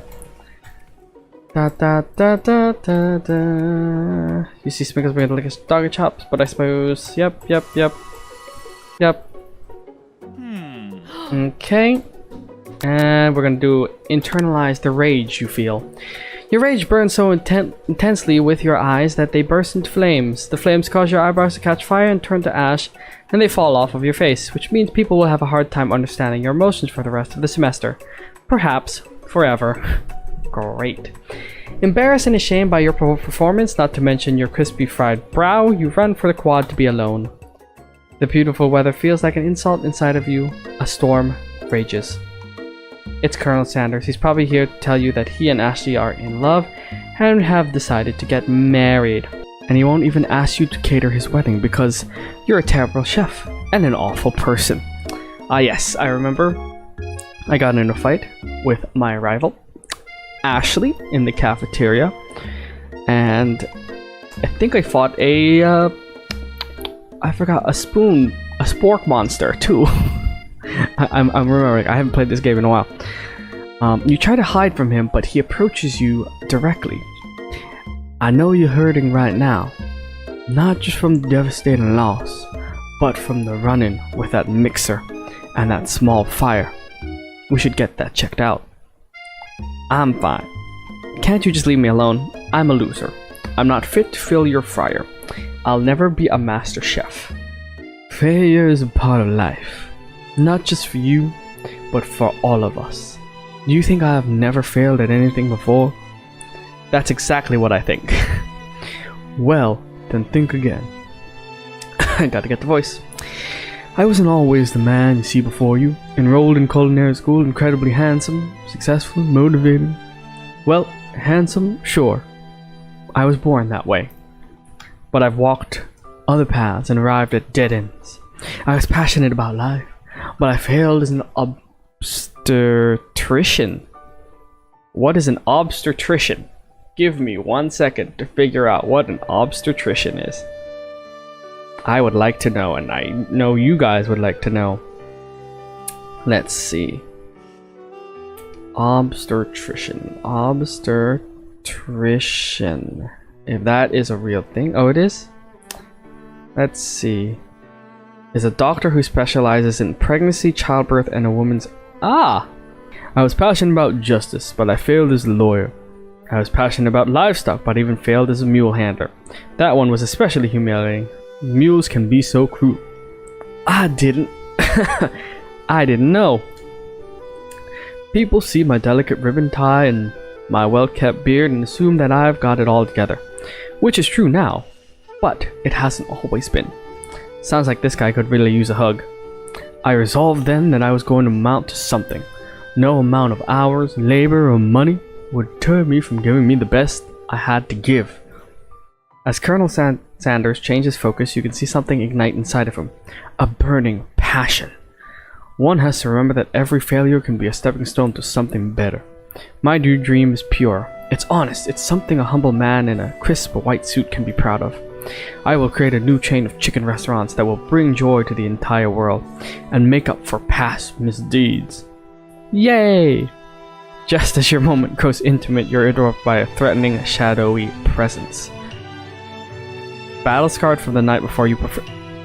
Ah, it was a spork monster. Oh boy. Gorko, the spork Gorko. Did it have a name before? I can't remember. Gorko, the spork monster, is here to fight our hero. Is anyone else feeling a bit of deja vu? I'm sorry, Gorko, but I could have sworn we already battled you last night. That was Borko, my twin. Ah, yes. And I am Gorko. I'm here to avenge them. Them. Are you stronger than Borko? Well, we're twins, so no, not really. We're pretty much exactly equal in every way. Why do you ask? Colonel Sanders smirks. He is already on the same page as you. Don't mind my dog. He's barking at something because someone is fixing something downstairs and he likes to bark at people. So, pay no mind to that. It's just that we beat Borko pretty easily, so I don't think you have much of a chance. Not to mention, I feel really guilty about that. If I could take it back, I would. I think what Chris is saying is, can't we just be friends? Life's too short for making enemies. I suppose we really don't need to fight, it's just that I've got these pointy teeth and claws. All the better for enjoying tasty food. Surely you like to eat, don't we all? Of course I do. Inspiration strikes and you come up with a quick idea. Chomp on this. I toss a biscuit into Gorko's mouth and he devours it in one gulp. Ah yes, the overpowering sensation of a KFC biscuit. Delicious! You're much nicer than the evil students who once upon a time turned me into this creature who stands here today. Oh, he used to be a student. I don't believe it. You were human once? Well, no, I was a chihuahua, but I was still a student at this school, until one day some mean kids with a magic spellbook cast a dark enchantment on me and I was forever transformed. Okay, so he was a dog before. A magic spellbook. I know someone who has a magic spellbook. Precisely. Borko used to have a copy, but somewhere along the line I've lost it. If you find such a book, I beg you, respect it. You're a powerful chef and shouldn't rely on such dark and evil magic. No, you should be protecting the innocent from those who would cheat them through sorcery and guile. If you need me, don't fear, I will be there. It sounds like there are some bad cooks in the kitchen of life, Chris. Together, I am sure we can defeat them. Ooh. Come back to my hideaway and we can discuss. Ooh, his hideaway. A personal invite. You can't imagine what Colonel Sanders' home must be like, but it sounds like you're about to find out. Wow. It's Baby Sam. Wow, this is a nice house. Stepping inside Sanders' home surrounded by his things, you start to feel a special bond with him. It looks like you lived such an exciting life, Colonel Sanders. Every day can be an adventure if you approach it with the right attitude. Long ago, I made the decision to never stop searching, never stop working, never stop imagining.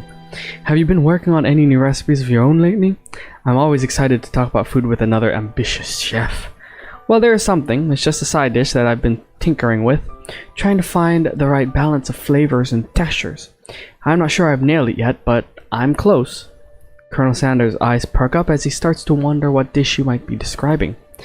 It's meant to pair with something spicy or something crispy. Both, perhaps? Now you've got him right where you want him. Should you reveal your new creation to him or keep it a secret just for you? I mean, you know, if we want to get closer, I have to take a secret of mine and reveal it. What happens if I reveal it? Hopefully I don't lose. You decide that... Is that an urn? Who's in the urn? Okay. You decide that you're as ready as you'll ever be to share your original cooking with Colonel Sanders. Before you can talk yourself out of it, you decide to dive in head first. You reach into your lunch bag for a special dish that you've been keeping on ice all day. I present to you my original coleslaw. Ooh. The shredded cabbage dish glistens in the light of Colonel Sanders' luxe hideaway. Magnificent. Together, you chow down on the creamy slaw until just a spoonful remains in the bowl. Do you mind if I hold on in the last bite? I'd like to have it around so that I can admire its taste later and think back on this moment. You could offer to make him more, but he seems like a very sentimental kind of guy. Sure, why not? Please make yourself comfortable. I'll be back in just a moment. You realize that now would be the perfect time to do some snooping. Around the room are various items that you can look closer at. Each item seems to radiate memories and emotions. Tap on them to discover more about the Colonel. Alright. You gaze out the window across the vast lake and mountain range beyond. Whoa! Just then ghost of a student pops up. Are you thinking about heading out into the world on a quest to avenge my death? Wait, what? I never learned your name. Why would I avenge you? I could just tell you my name right now. It's... Can't you see I'm in the middle of something? You open the window a crack and the ghost of student swept out with a breeze. Tap on item to discover more about the Colonel. Oh, I clicked the window. Okay. So I guess we'll touch this. This must be where he keeps the secret recipe. You think for a moment what number is important to Colonel Sanders. Then it dawns on you. As soon as you turn the dial to 111111, the safe opens. Inside you find a single note. Can chicken be prepared sashimi style? Okay. Let's go ahead. This candle. A scented candle. You pick it up and try to identify the smell. Power tool? Freshly starched collar? Piece of wood floating in the lake? Summer of 69? No, it's one of the secret recipe ingredients. It's... blank. Tap on the item. Okay. What is this? A comb. Ooh. Ooh, the Colonel's hair. A lock of silver hair is woven through the teeth of the comb. Upon further inspection, you realize that the hair therein isn't just silvery in color. It's actually made of spun silver. Okay.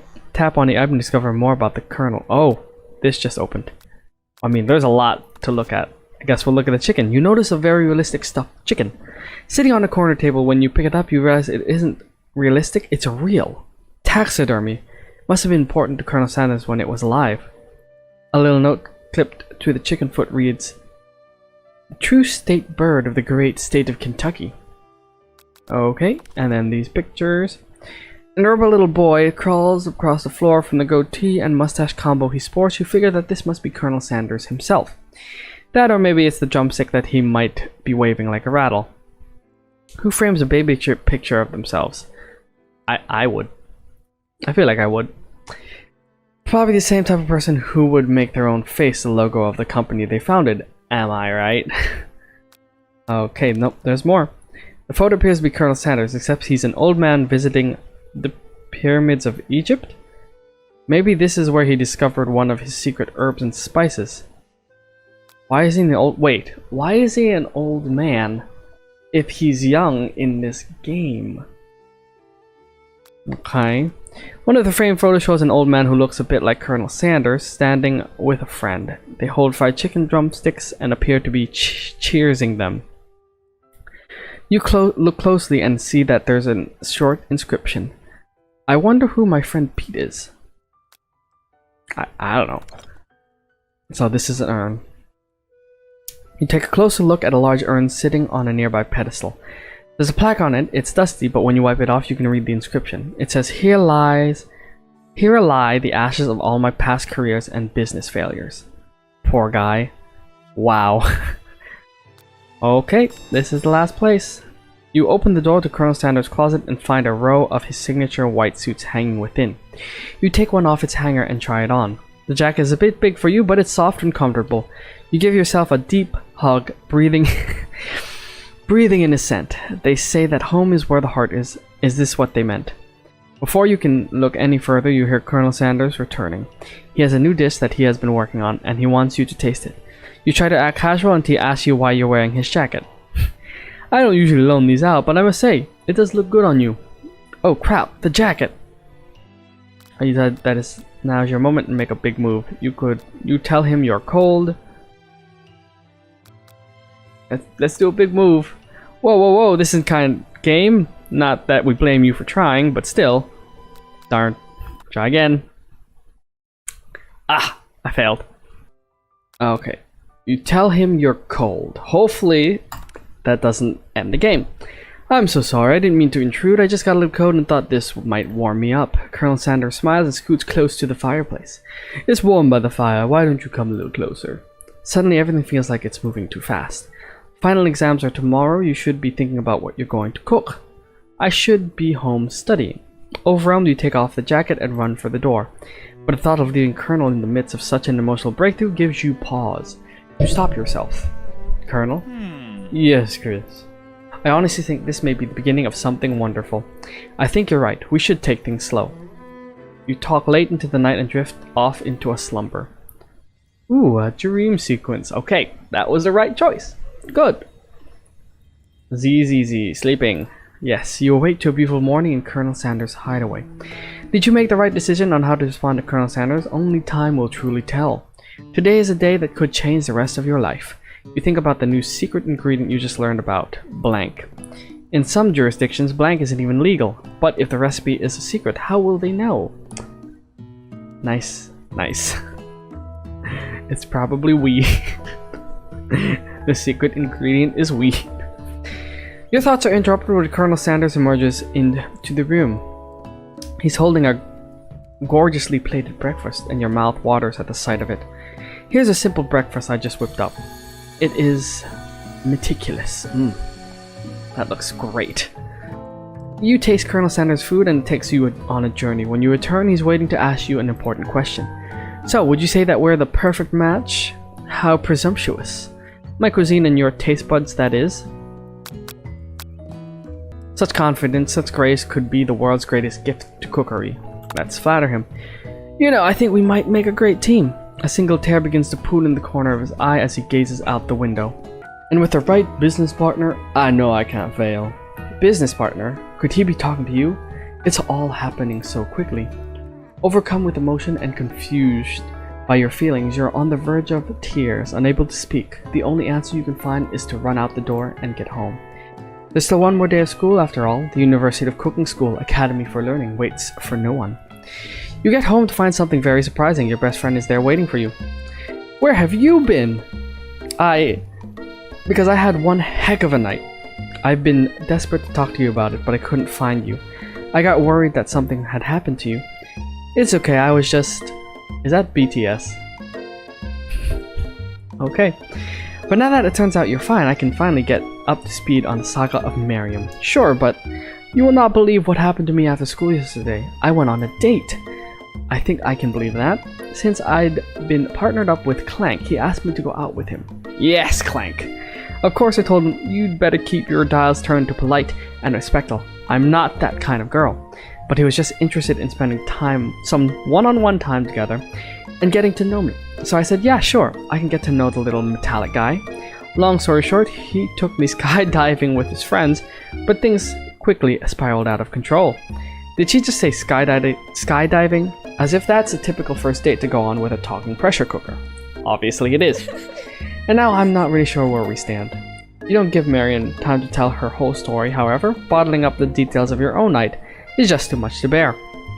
And I went on a date too, back to Colonel Sanders' house, where I spent the night with him. You what? Nothing happened, but the emotional connection, wowzers. Marion offers to support you no matter what you do. Together, with your bestie, you feel like you can do anything. When you arrive at school, you encounter your rivals in the quad.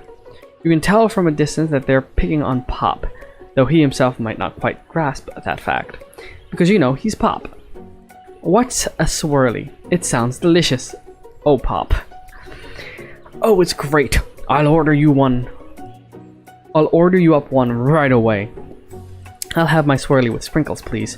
Hehe, Sprinkles is a dog and a treat. You can get your swirly dip too. Ugh. Why don't you pick on someone your own size? Because I'm literally the biggest person on this school? There is that horse that Colonel Sanders rides to school, but who would dare pick on such a gentle and beautiful creature? You've got some nerve, Chris, suggesting I pick on a defenseless horse. Now you're twisting my words, and I won't have it. You clench your fist, but the injury from yesterday's mixer accident makes you wince with pain. Doesn't look like you can go on cooking like that. Might as well just give up. I'll never give up. Ever.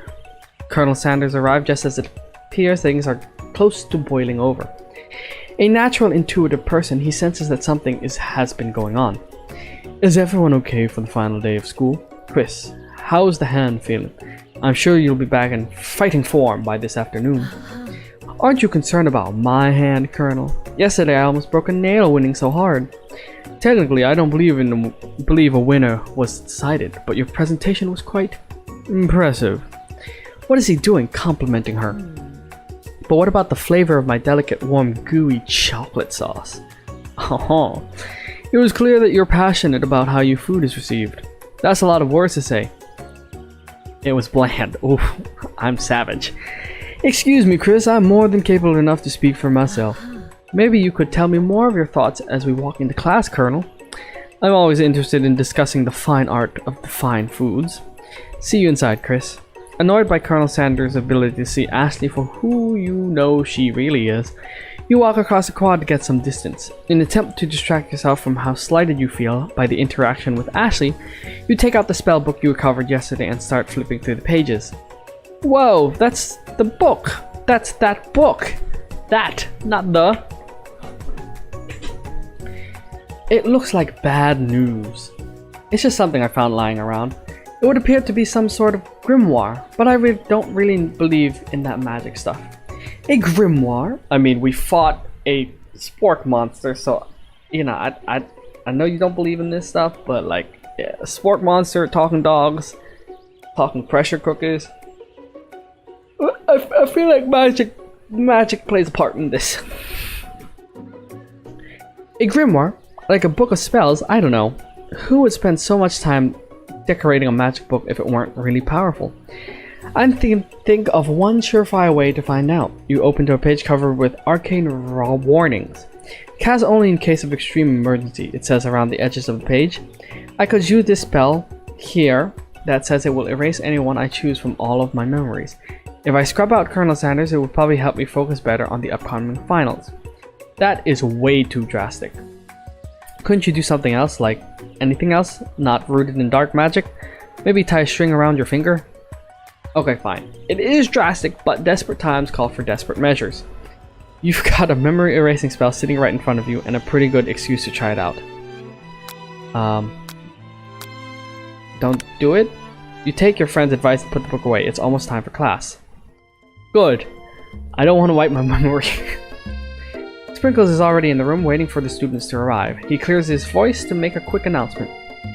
I want you all to know I feel something of a dog moment coming on, but I assure you it's nothing to be afraid of. You must be hungry. Reach for some old homework to give him as a snack. Dogs can be rather unpredictable, especially Sprinkles. Let's do that. You reach into your backpack and grab some homework from last semester that you forgot to turn in. Sprinkles immediately goes for it and gobbles a sheet of paper like it's a piece of fresh chicken rawhide. Ahem. I apologize for my outburst. I know it seems cliche, but not much in this world satisfies like ungraded work. My Chris, were you studying something with cinnamon? I have been sitting in on a lecture series around the art of cake baking. How insightful. This actually brings up an important point. Thank you, Chris, for reminding me to dole out this indispensable bit of wisdom. You see, but before he can go any further, Marian's love drama spills over into class. Uh-oh. Sprinkles is interrupted by whirs and sparks coming from the back of the room. Oh boy. Here we go. Drama.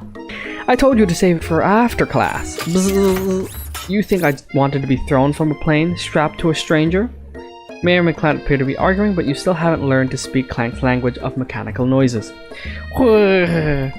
But no, you had to show off to your cool kid friends, Jeff and Joanne, J and J forever. Watch us from a triangle in midair as we descend. Triangles are the strongest shape, don't you know? Zzz, zzz. Yeah, well, that doesn't make it a great date. Beep and whir. Then take Jeff and Joanne with you. You can all hold hands as you pedal down the mountain or off a cliff for all I care. Sad beep. Clank begins to shudder. Steam pours out of the gaps in his panels and then a loud ding stops him in his tracks. Beep. Bzz. Oh my goodness, his eyes fell out. Popped out. No amount of seasoning is going to make me want to eat that, Clank. Clank burps out a completely deep-fried sneaker. Considering that he himself has wheels, not feet, it's not entirely clear where it came from. Oh gosh, did he eat somebody? In terms of deep-fried footwear, I guess it looks okay. Clank slowly rolls out of the room to be alone with his shoe. Everyone tries to pretend like they didn't see that entire thing go down. Nothing like a loud public breakup to cast a pall over the final day of school. Well, that was unfortunate, but we mustn't be distracted from what lies ahead. The final competition showdown challenge exam. TM. It's trademarked. Okay. Alright. I'm still working on the title, but I think you get it. Test time approaches. See you all in the arena. But before you can think about your upcoming competition, there's a very beautiful soul nearby in need of a pet talk. Hey Mariam, are you okay? Okay, I'm so mad I could smash a tiny mug, spilling several droplets of hot cocoa all over the floor. How could he embarrass me in class like that, in front of everyone? Her tiny cocoa is a delicious treasure, so you know that this breakup is no joke, even if the source of her frustration is just such a silly boy. I know that you know this, but I'm gonna say it out loud. You don't need anyone. Me and you, we're gonna cruise through this final test and hit the carpool lane to Success City. Mariam brightens up, imagining the wind washing through her short bangs, but she hesitates to embrace the feeling all the way. You're not going to saddle up on Colonel Sanders' stallion and ride off into the sunset without me. Whoa! I am not gonna ride off Colonel Sanders' stallion unless he invites me. Of course not. Well, maybe. Sorta, but I'm sure there's a pony out there with your name on it, and a branch big enough for both of us and whoever else we want to bring along. If it's not Pop or Clank or anyone else you meet today, tomorrow, or this whole year, so what? You're a special person who shouldn't settle for the first someone to show a little interest anyhow. Mariam gives you a big hug and wipes the tears from her cheeks. I should really review my menu for today. I'm going to make a very special soup, and I bet that Professor Dog is going to love it. While you were pep talking Mariam, you completely missed lunch, but that's okay because you had a better idea of how to spend the time before your exam. You've decided to head to the arena early to practice a dish.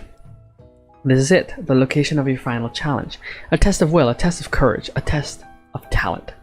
And a chance to beat the pants off Van Van, the supposed man, and his eviler counterpart, Ashley. As planned, you begin to run through a quick test of a recipe you've been working on. Chris's famous chicken pot pie. I love chicken pot pie. After practicing for months, making this dish comes second nature to you, and you're able to quickly get a fresh pot pie in the oven. But as soon as you do, your cram session is interrupted by Colonel Sanders. Chris, what are you doing here? There's still time before the exam, for the final exam. Whew, I'm rushing this. Oh, just taking it all in. I'm big into visualizing success. I'm looking at my station and picturing a victory. Pot pie has begun to bake and the smell is slowly filling the space around you. Visualizing, huh? That's too bad. I was hoping you were here cooking something delicious. You'd usually happily share your food with anyone who is hungry, but the last time you let Colonel Sanders get in your head, it cost you a cook-off. You decide that it's time to put your cooking above your romantic desires, but that decision gets hard to stick to when... Yeah, oven timer goes off behind you. Fess up about the dish? Okay, you got me. I'm doing a little bit more than visualizing. I know, my nose can smell a pot pie from 400 yards. There's an oddly specific distance, but you'd expect nothing less from such an oddly specific man. You knew it was pot pie just from the smell. Not just a pot pie, but a chicken pot pie with all butter crust. And my nose is telling me something else. Oh no, is it burning? Haha, no. I can smell that it was made with a heaping helping of TLC. Tables, ladders, and chairs. I'm a wrestling fan, don't hate me. But it'll probably start burning any second if you don't pull it out. The moment of truth. Oh my god. Their drawings of the food in this game are makes me hungry every time I see it. Wow. Here's the best pot pie I've ever tasted. I've always loved country cooking and I could eat this all day. There's no time left. The final showdown is about to begin. Alright, I guess we're going right into it. Sprinkle lays down the ground rules. There are no rules. That is, except to cook with everything you've got. You step up for the cook-off of a lifetime. Decide that mac and cheese plus the pot pie you've been practicing are just the dishes that'll put you over the edge to victory. Meanwhile, both Van and Ashley are prepping wildly elaborate dishes per their usual over-the-top shelves. Miriam has her giant magnifying glass and several sets of tweezers. She's definitely prepared to go big, going small. To go big, going small. That's a weird... Okay. Colonel Sanders seems to be harnessing his 11 herbs and spices, but he's trying to find a way to improve on something perfect. His original recipe, fried chicken. The intensity in the room starts at full 10 out of 10 with a frenzy of action. Everyone is calling out really good special cooking moves as they prepare their food.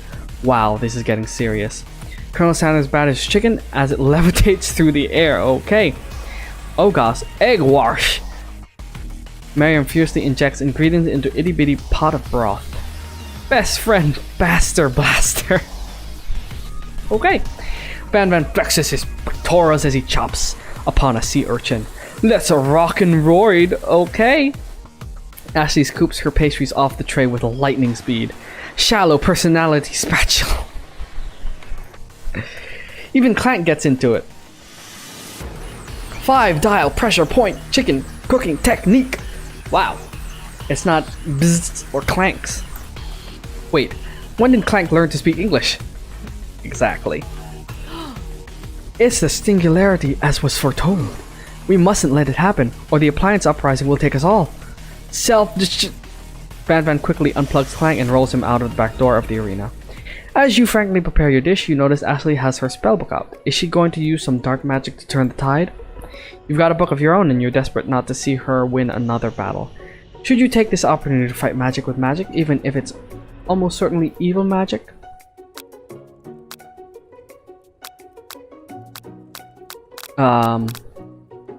Cast a spell? Let's have some fun. You take out your own spell book and let your instincts guide you to a page you've never seen before. It's a summoning spell that will conjure up a spork monster. Now seems like a good time to add some chaos to the mix. You have summoned me! Ah, the broom cooking arena. So many fond memories of battling in this place in my old life. In your old life? I wasn't always the monster you see before me. No. Once I was like but a student yourself who attended this school. Spork monsters notices the book you're holding. I see what's going on here. Things aren't going your way, huh? Been there, my friend. I tried to cast a spell on myself to imbue my body with the powers of my favorite foods. As you can imagine, things did not go as planned. When spells say only cast in case of emergency, they mean it. I'm kind of in a pinch here. Got any better ideas? The spork monster's smile curls up mischievously. For starters, never cast spells on yourself. Cast them on your rivals. Just tell me who is giving you trouble and we'll take very good care of them. You motion to Ashley, and before you can think better of this dastardly decision, he recites a spell that turns her into a chicken. Now a mere bird, she flaps her wings and glides off into the produce section of the arena, far from her station. Okay, gotta go. Bye! Uh-oh, this could be dangerous. You're immediately racked with guilt over this act of blatant transmogrification. You don't know what to do. It would be poetic justice for Ashley to live out the rest of her days as chicken, and yet that seems unspeakably cruel. After all, it's just a cooking competition. I will save her! You turn to the next page and cast a reversal spell. Chicken Ashley immediately transformed back into herself. Bok! She's in shock and still exhibiting some chicken-like movements, but otherwise appears to be alright. Ahem, is it just me or does the chicken seem remarkably fresh today? Right then you realize that Colonel Sanders witnessed your entire sabotage. He is not impressed. Your heart sinks as you think of how much you might have disappointed him and ruined your chances of any kind of future together. No, I'm not gonna give up. Having suffered this huge setback, you don't know how you could ever win. You summon extra power from deep down within my soul. Yes! I can do this. I have what it takes. I came here to win. Your hair turns mac and cheese orange as culinary energy flows through your body? What? Okay. My heart is pure. My hands are steady. My taste buds have been preparing their entire lives for... Yeah, Chris, you're the chosen one. You will avenge me. The power you've been summoning immediately fades back out. Thanks, Ghost. You interrupted my inspiring monologue. Sorry. My heart is pure. My hands are steady. My taste buds have been preparing their entire lives for this moment. I will show the world my cookery. You begin to I begin to levitate off the ground. Energy courses through your body. You know that with this power you can do anything except turn back time, which would be super useful because while you were powering up, your chicken pot pie overcooked in the oven and can't be served. But don't worry, dear Chris. You may have suffered some setbacks, but all is not lost. Impressed with your fortitude, Colonel Sanders decides that you have earned his support. I've been watching you all today, and I must say, I'm truly impressed. You've been thinking on your feet and rolling with the punches. He steps up to your station and stands right beside you. I'm here to help. All you've managed to make is mac and cheese, and time is almost up, so you're going to need it. But Colonel Sanders, what about the test? What'll happen to you? What about the rules? Following the rules has never really been my thing. I follow my heart. What a guy! Colonel Sanders unfolds a delicate white towel to reveal the most delicious fried chicken tenders you've ever laid your eyes on. And besides, sometimes unexpected combinations can have surprising effects that surpass their individual efforts. Are you suggesting, if we combine forces, we can form the perfect food union? Time's up, students! With time expired, it's the moment everyone has been waiting for. You must now prepare to present your dishes. A handful of students stand tall, but the class seems incomplete. It seems we're missing some students. Pop? Clank? From off-screen, you hear a pure and innocent giggle that can only come from one student. Hee hee, I'm flying! It sounds like it's coming from the broom closet over there. Mayor, would you mind? Inside of the closet, you see Pop hanging on a broomstick by the elastic of his underpants. Pop, get down from there right now! Let me guess, did Van have something to do with this? When someone asks for a wedgie, who am I to refuse? I thought a wedgie was a salad. It looks like Pop is eliminated from the challenge, seeing how he didn't cook anything. Well, goodbye, Pop. I can't feel my legs. May I be excused? Sure. You kids and your pranks. I must say, it's not the worst prank in UCSAL history, but it's not exactly yearbook material. Wait a second. Pranks, clank! Where did that pressure cooker roll off to? You wait to hear a signature, whir, beep, or other automatopoeia, but there's none. Somehow he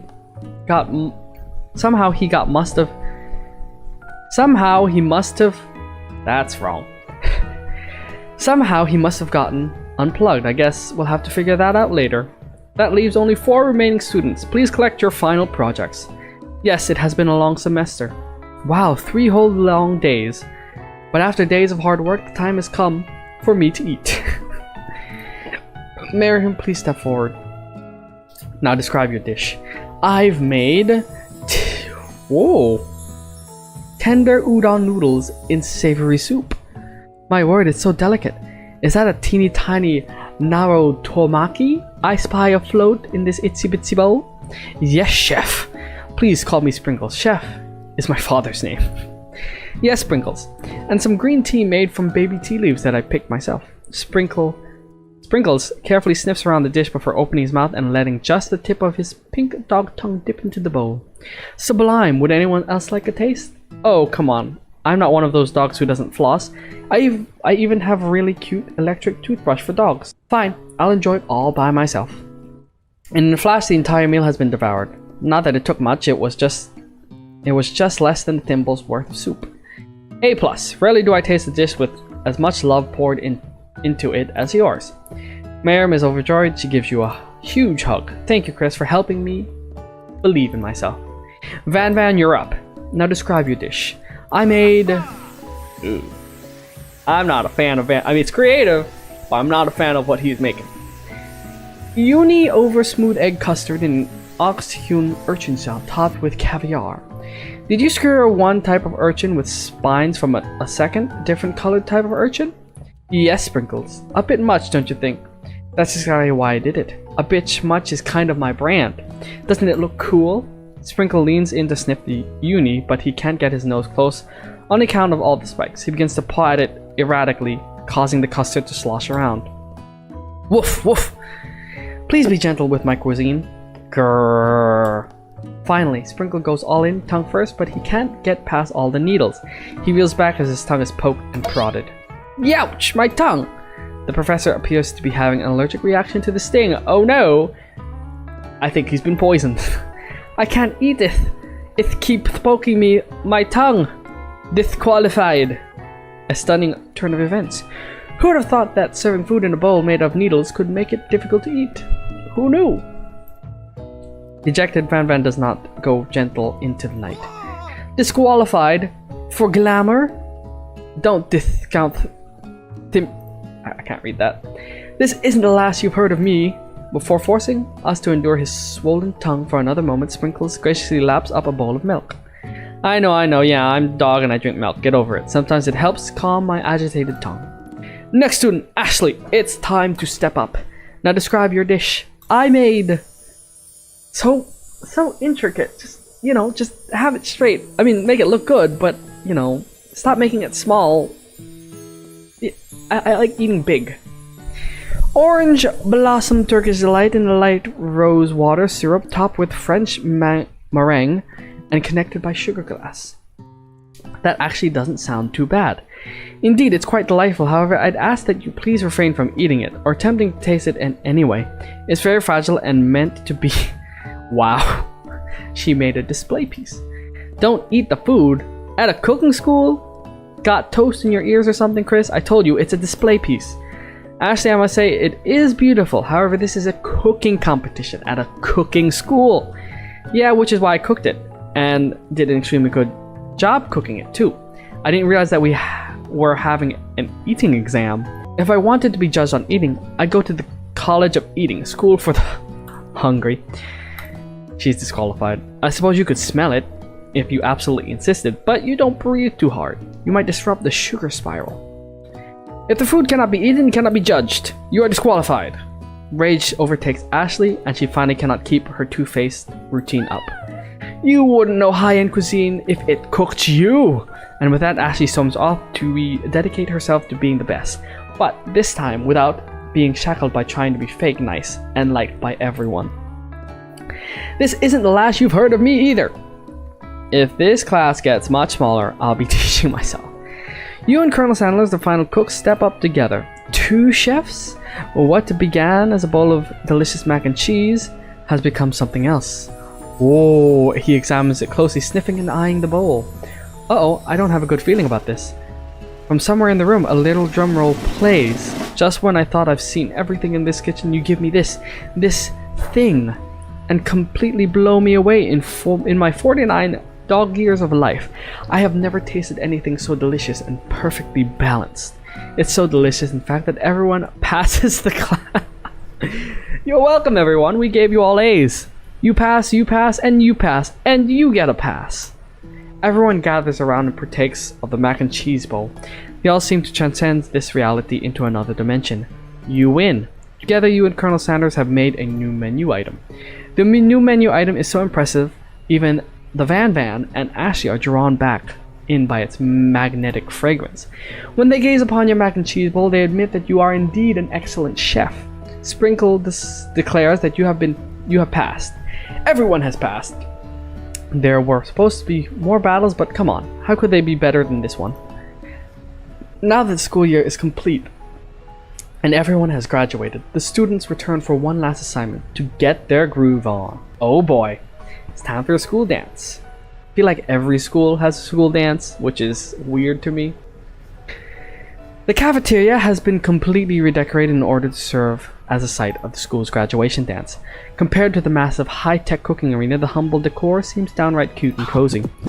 DJ Dog is in the house! Oh, oh, oh. You knew that Sprinkles was a master chef, but also a world-renowned turntablist who says you can't teach an old dog new tricks. Van and Ashley tell everyone that they've committed themselves to righting the wrongs they did while they were the villains. Nice! They're righting their wrongs. That's good. For a moment, you actually believe them. Not another haunting. No ghosts allowed at the graduation. It's clear written in the school bylaws.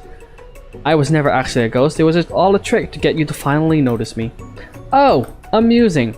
And now that everyone is together, it's the Spork Monster. He has totally mellowed out. Everyone, the Spork Monster is no more. From here on out, I prefer that everyone refer to me by my new name. The Party Monster. Alright, Student tries to finish what he had to say, but everyone is too wrapped up talking to Spork. Sorry, Party Monster. Oh, sorry, Party Monster. Dejected Student walks off. Maybe things didn't work out for Miriam romantically, but she found the love in her cooking, and you know, she's gonna do great. A red carpet rolls out across the floor of the bathroom. It's like a Hollywood movie premiere. Who would command such an entrance? Is it Colonel? Oh. It's Pop! He's arrived late to the dance, but apparently for good reason. Walking the carpet, you see perched atop his dirty chef's hat, a crown. Welcome back, Pop! I know you weren't able to complete the final exam and accept your diploma, so we had it mailed directly to your father. We figured it was the least we could do for the school's dean. Oh, I get it. Ah, I see. And we get a new wing on the school. Not to mention the honor of educating the son of the Chancellor of such and such. The Chancellor of such and such. A great country. The music at the dance is interrupted by the sound of sparking and electrical hissing. It's Clank who has arrived late to the dance. Now that I have graduated, I can reveal my truth. Whoa, he's still doing the talking thing. I am Clank, and I am not of this earth. I'm actually from a faraway planet in another dimension. What? What? I actually feel like I knew it this whole time. Now that I have learned the ways of your kind, I must return. Miriam, will you come with me? I don't know what to say. Besides, no, obviously. I have just begun to learn who I really am. This isn't the time for me to devote my life to figure out who you are, Clank. You're blown away by Miriam's maturity. It's pretty clear she has managed to surpass you in that regard. I understand. Kind of. Humans are weird. A portal opens and Clank disappears through it. Finally, Colonel Sanders arrives. Oh boy, the main attraction. Oh wow, he is in casual clothing. Howd, mates, classmates. Just like the first day you met him, he has come prepared to feed the entire class. However, it's not enough to just give them a bucket of chicken. This time, it's a full meal. Oh, God, I want KFC now. I didn't get to be the most famous chicken man in the history of chicken and man by not reminding people to go out and buy my chicken. It's a plug. The end? No, it's not the end. As everyone feasts on their delicious chicken dinner, Colonel Sanders finds you sitting at the edge of the dance floor. Ooh. There's a the end pop-up that I totally clicked away from, but that's fine. Chris, what are you doing sitting all alone? Oh, you know, just waiting for the right person to ask me to dance. I wonder, might you tell me, what are the qualities that you would expect to find in such a lucky person? Off the top of my head, oh, I don't know. A spicy musk, a tidy goatee, and a degree from the University of Cooking School Academy for Learning, just to name a few. It truly is my lucky day. Oh boy, here we go. Would you dance with me? Yes, I would love to. As you glide across the dance floor hand in hand with Colonel Sanders, the future stretches out in front of you. And once my 100th franchise is up and running, I'll be ready to take a day off, and I'll be so glad to spend it together with you, Chris. How sweet, we'll work together and play together. Colonel Sanders stops dead in his tracks. Work together? Okay, what's happening? Well, I think this is something I'll just need to do by myself. But who will help you run your restaurants? I don't believe I need help. Besides, based on your time at school here, do you really think running restaurants is the best path forward? Could it be you found a love connection but failed to earn Colonel Sanders' respect as a chef? Can you live with only half of him? Will you be able to endure sharing him with his other love, the life of an entrepreneur? I suppose I could enroll at pastry school. Oh my dear Chris, I'm sure you'll find your place eventually. And along the way, you'll have me by your side. The end. Fine. I have finished the dating simulator. Unfortunately, we didn't grab Colonel Sanders' love. I don't know if you can. Are there other endings in this game? I'm not too sure. We tried our best, but we graduated from school. Oh, it's the title screen. Ah, yes. Is this the title screen? I can't remember. This might be the end screen. They need to make an anime of this sooner than later, in all honesty. Just, you know, just a one-off series of an anime for this. It would be great.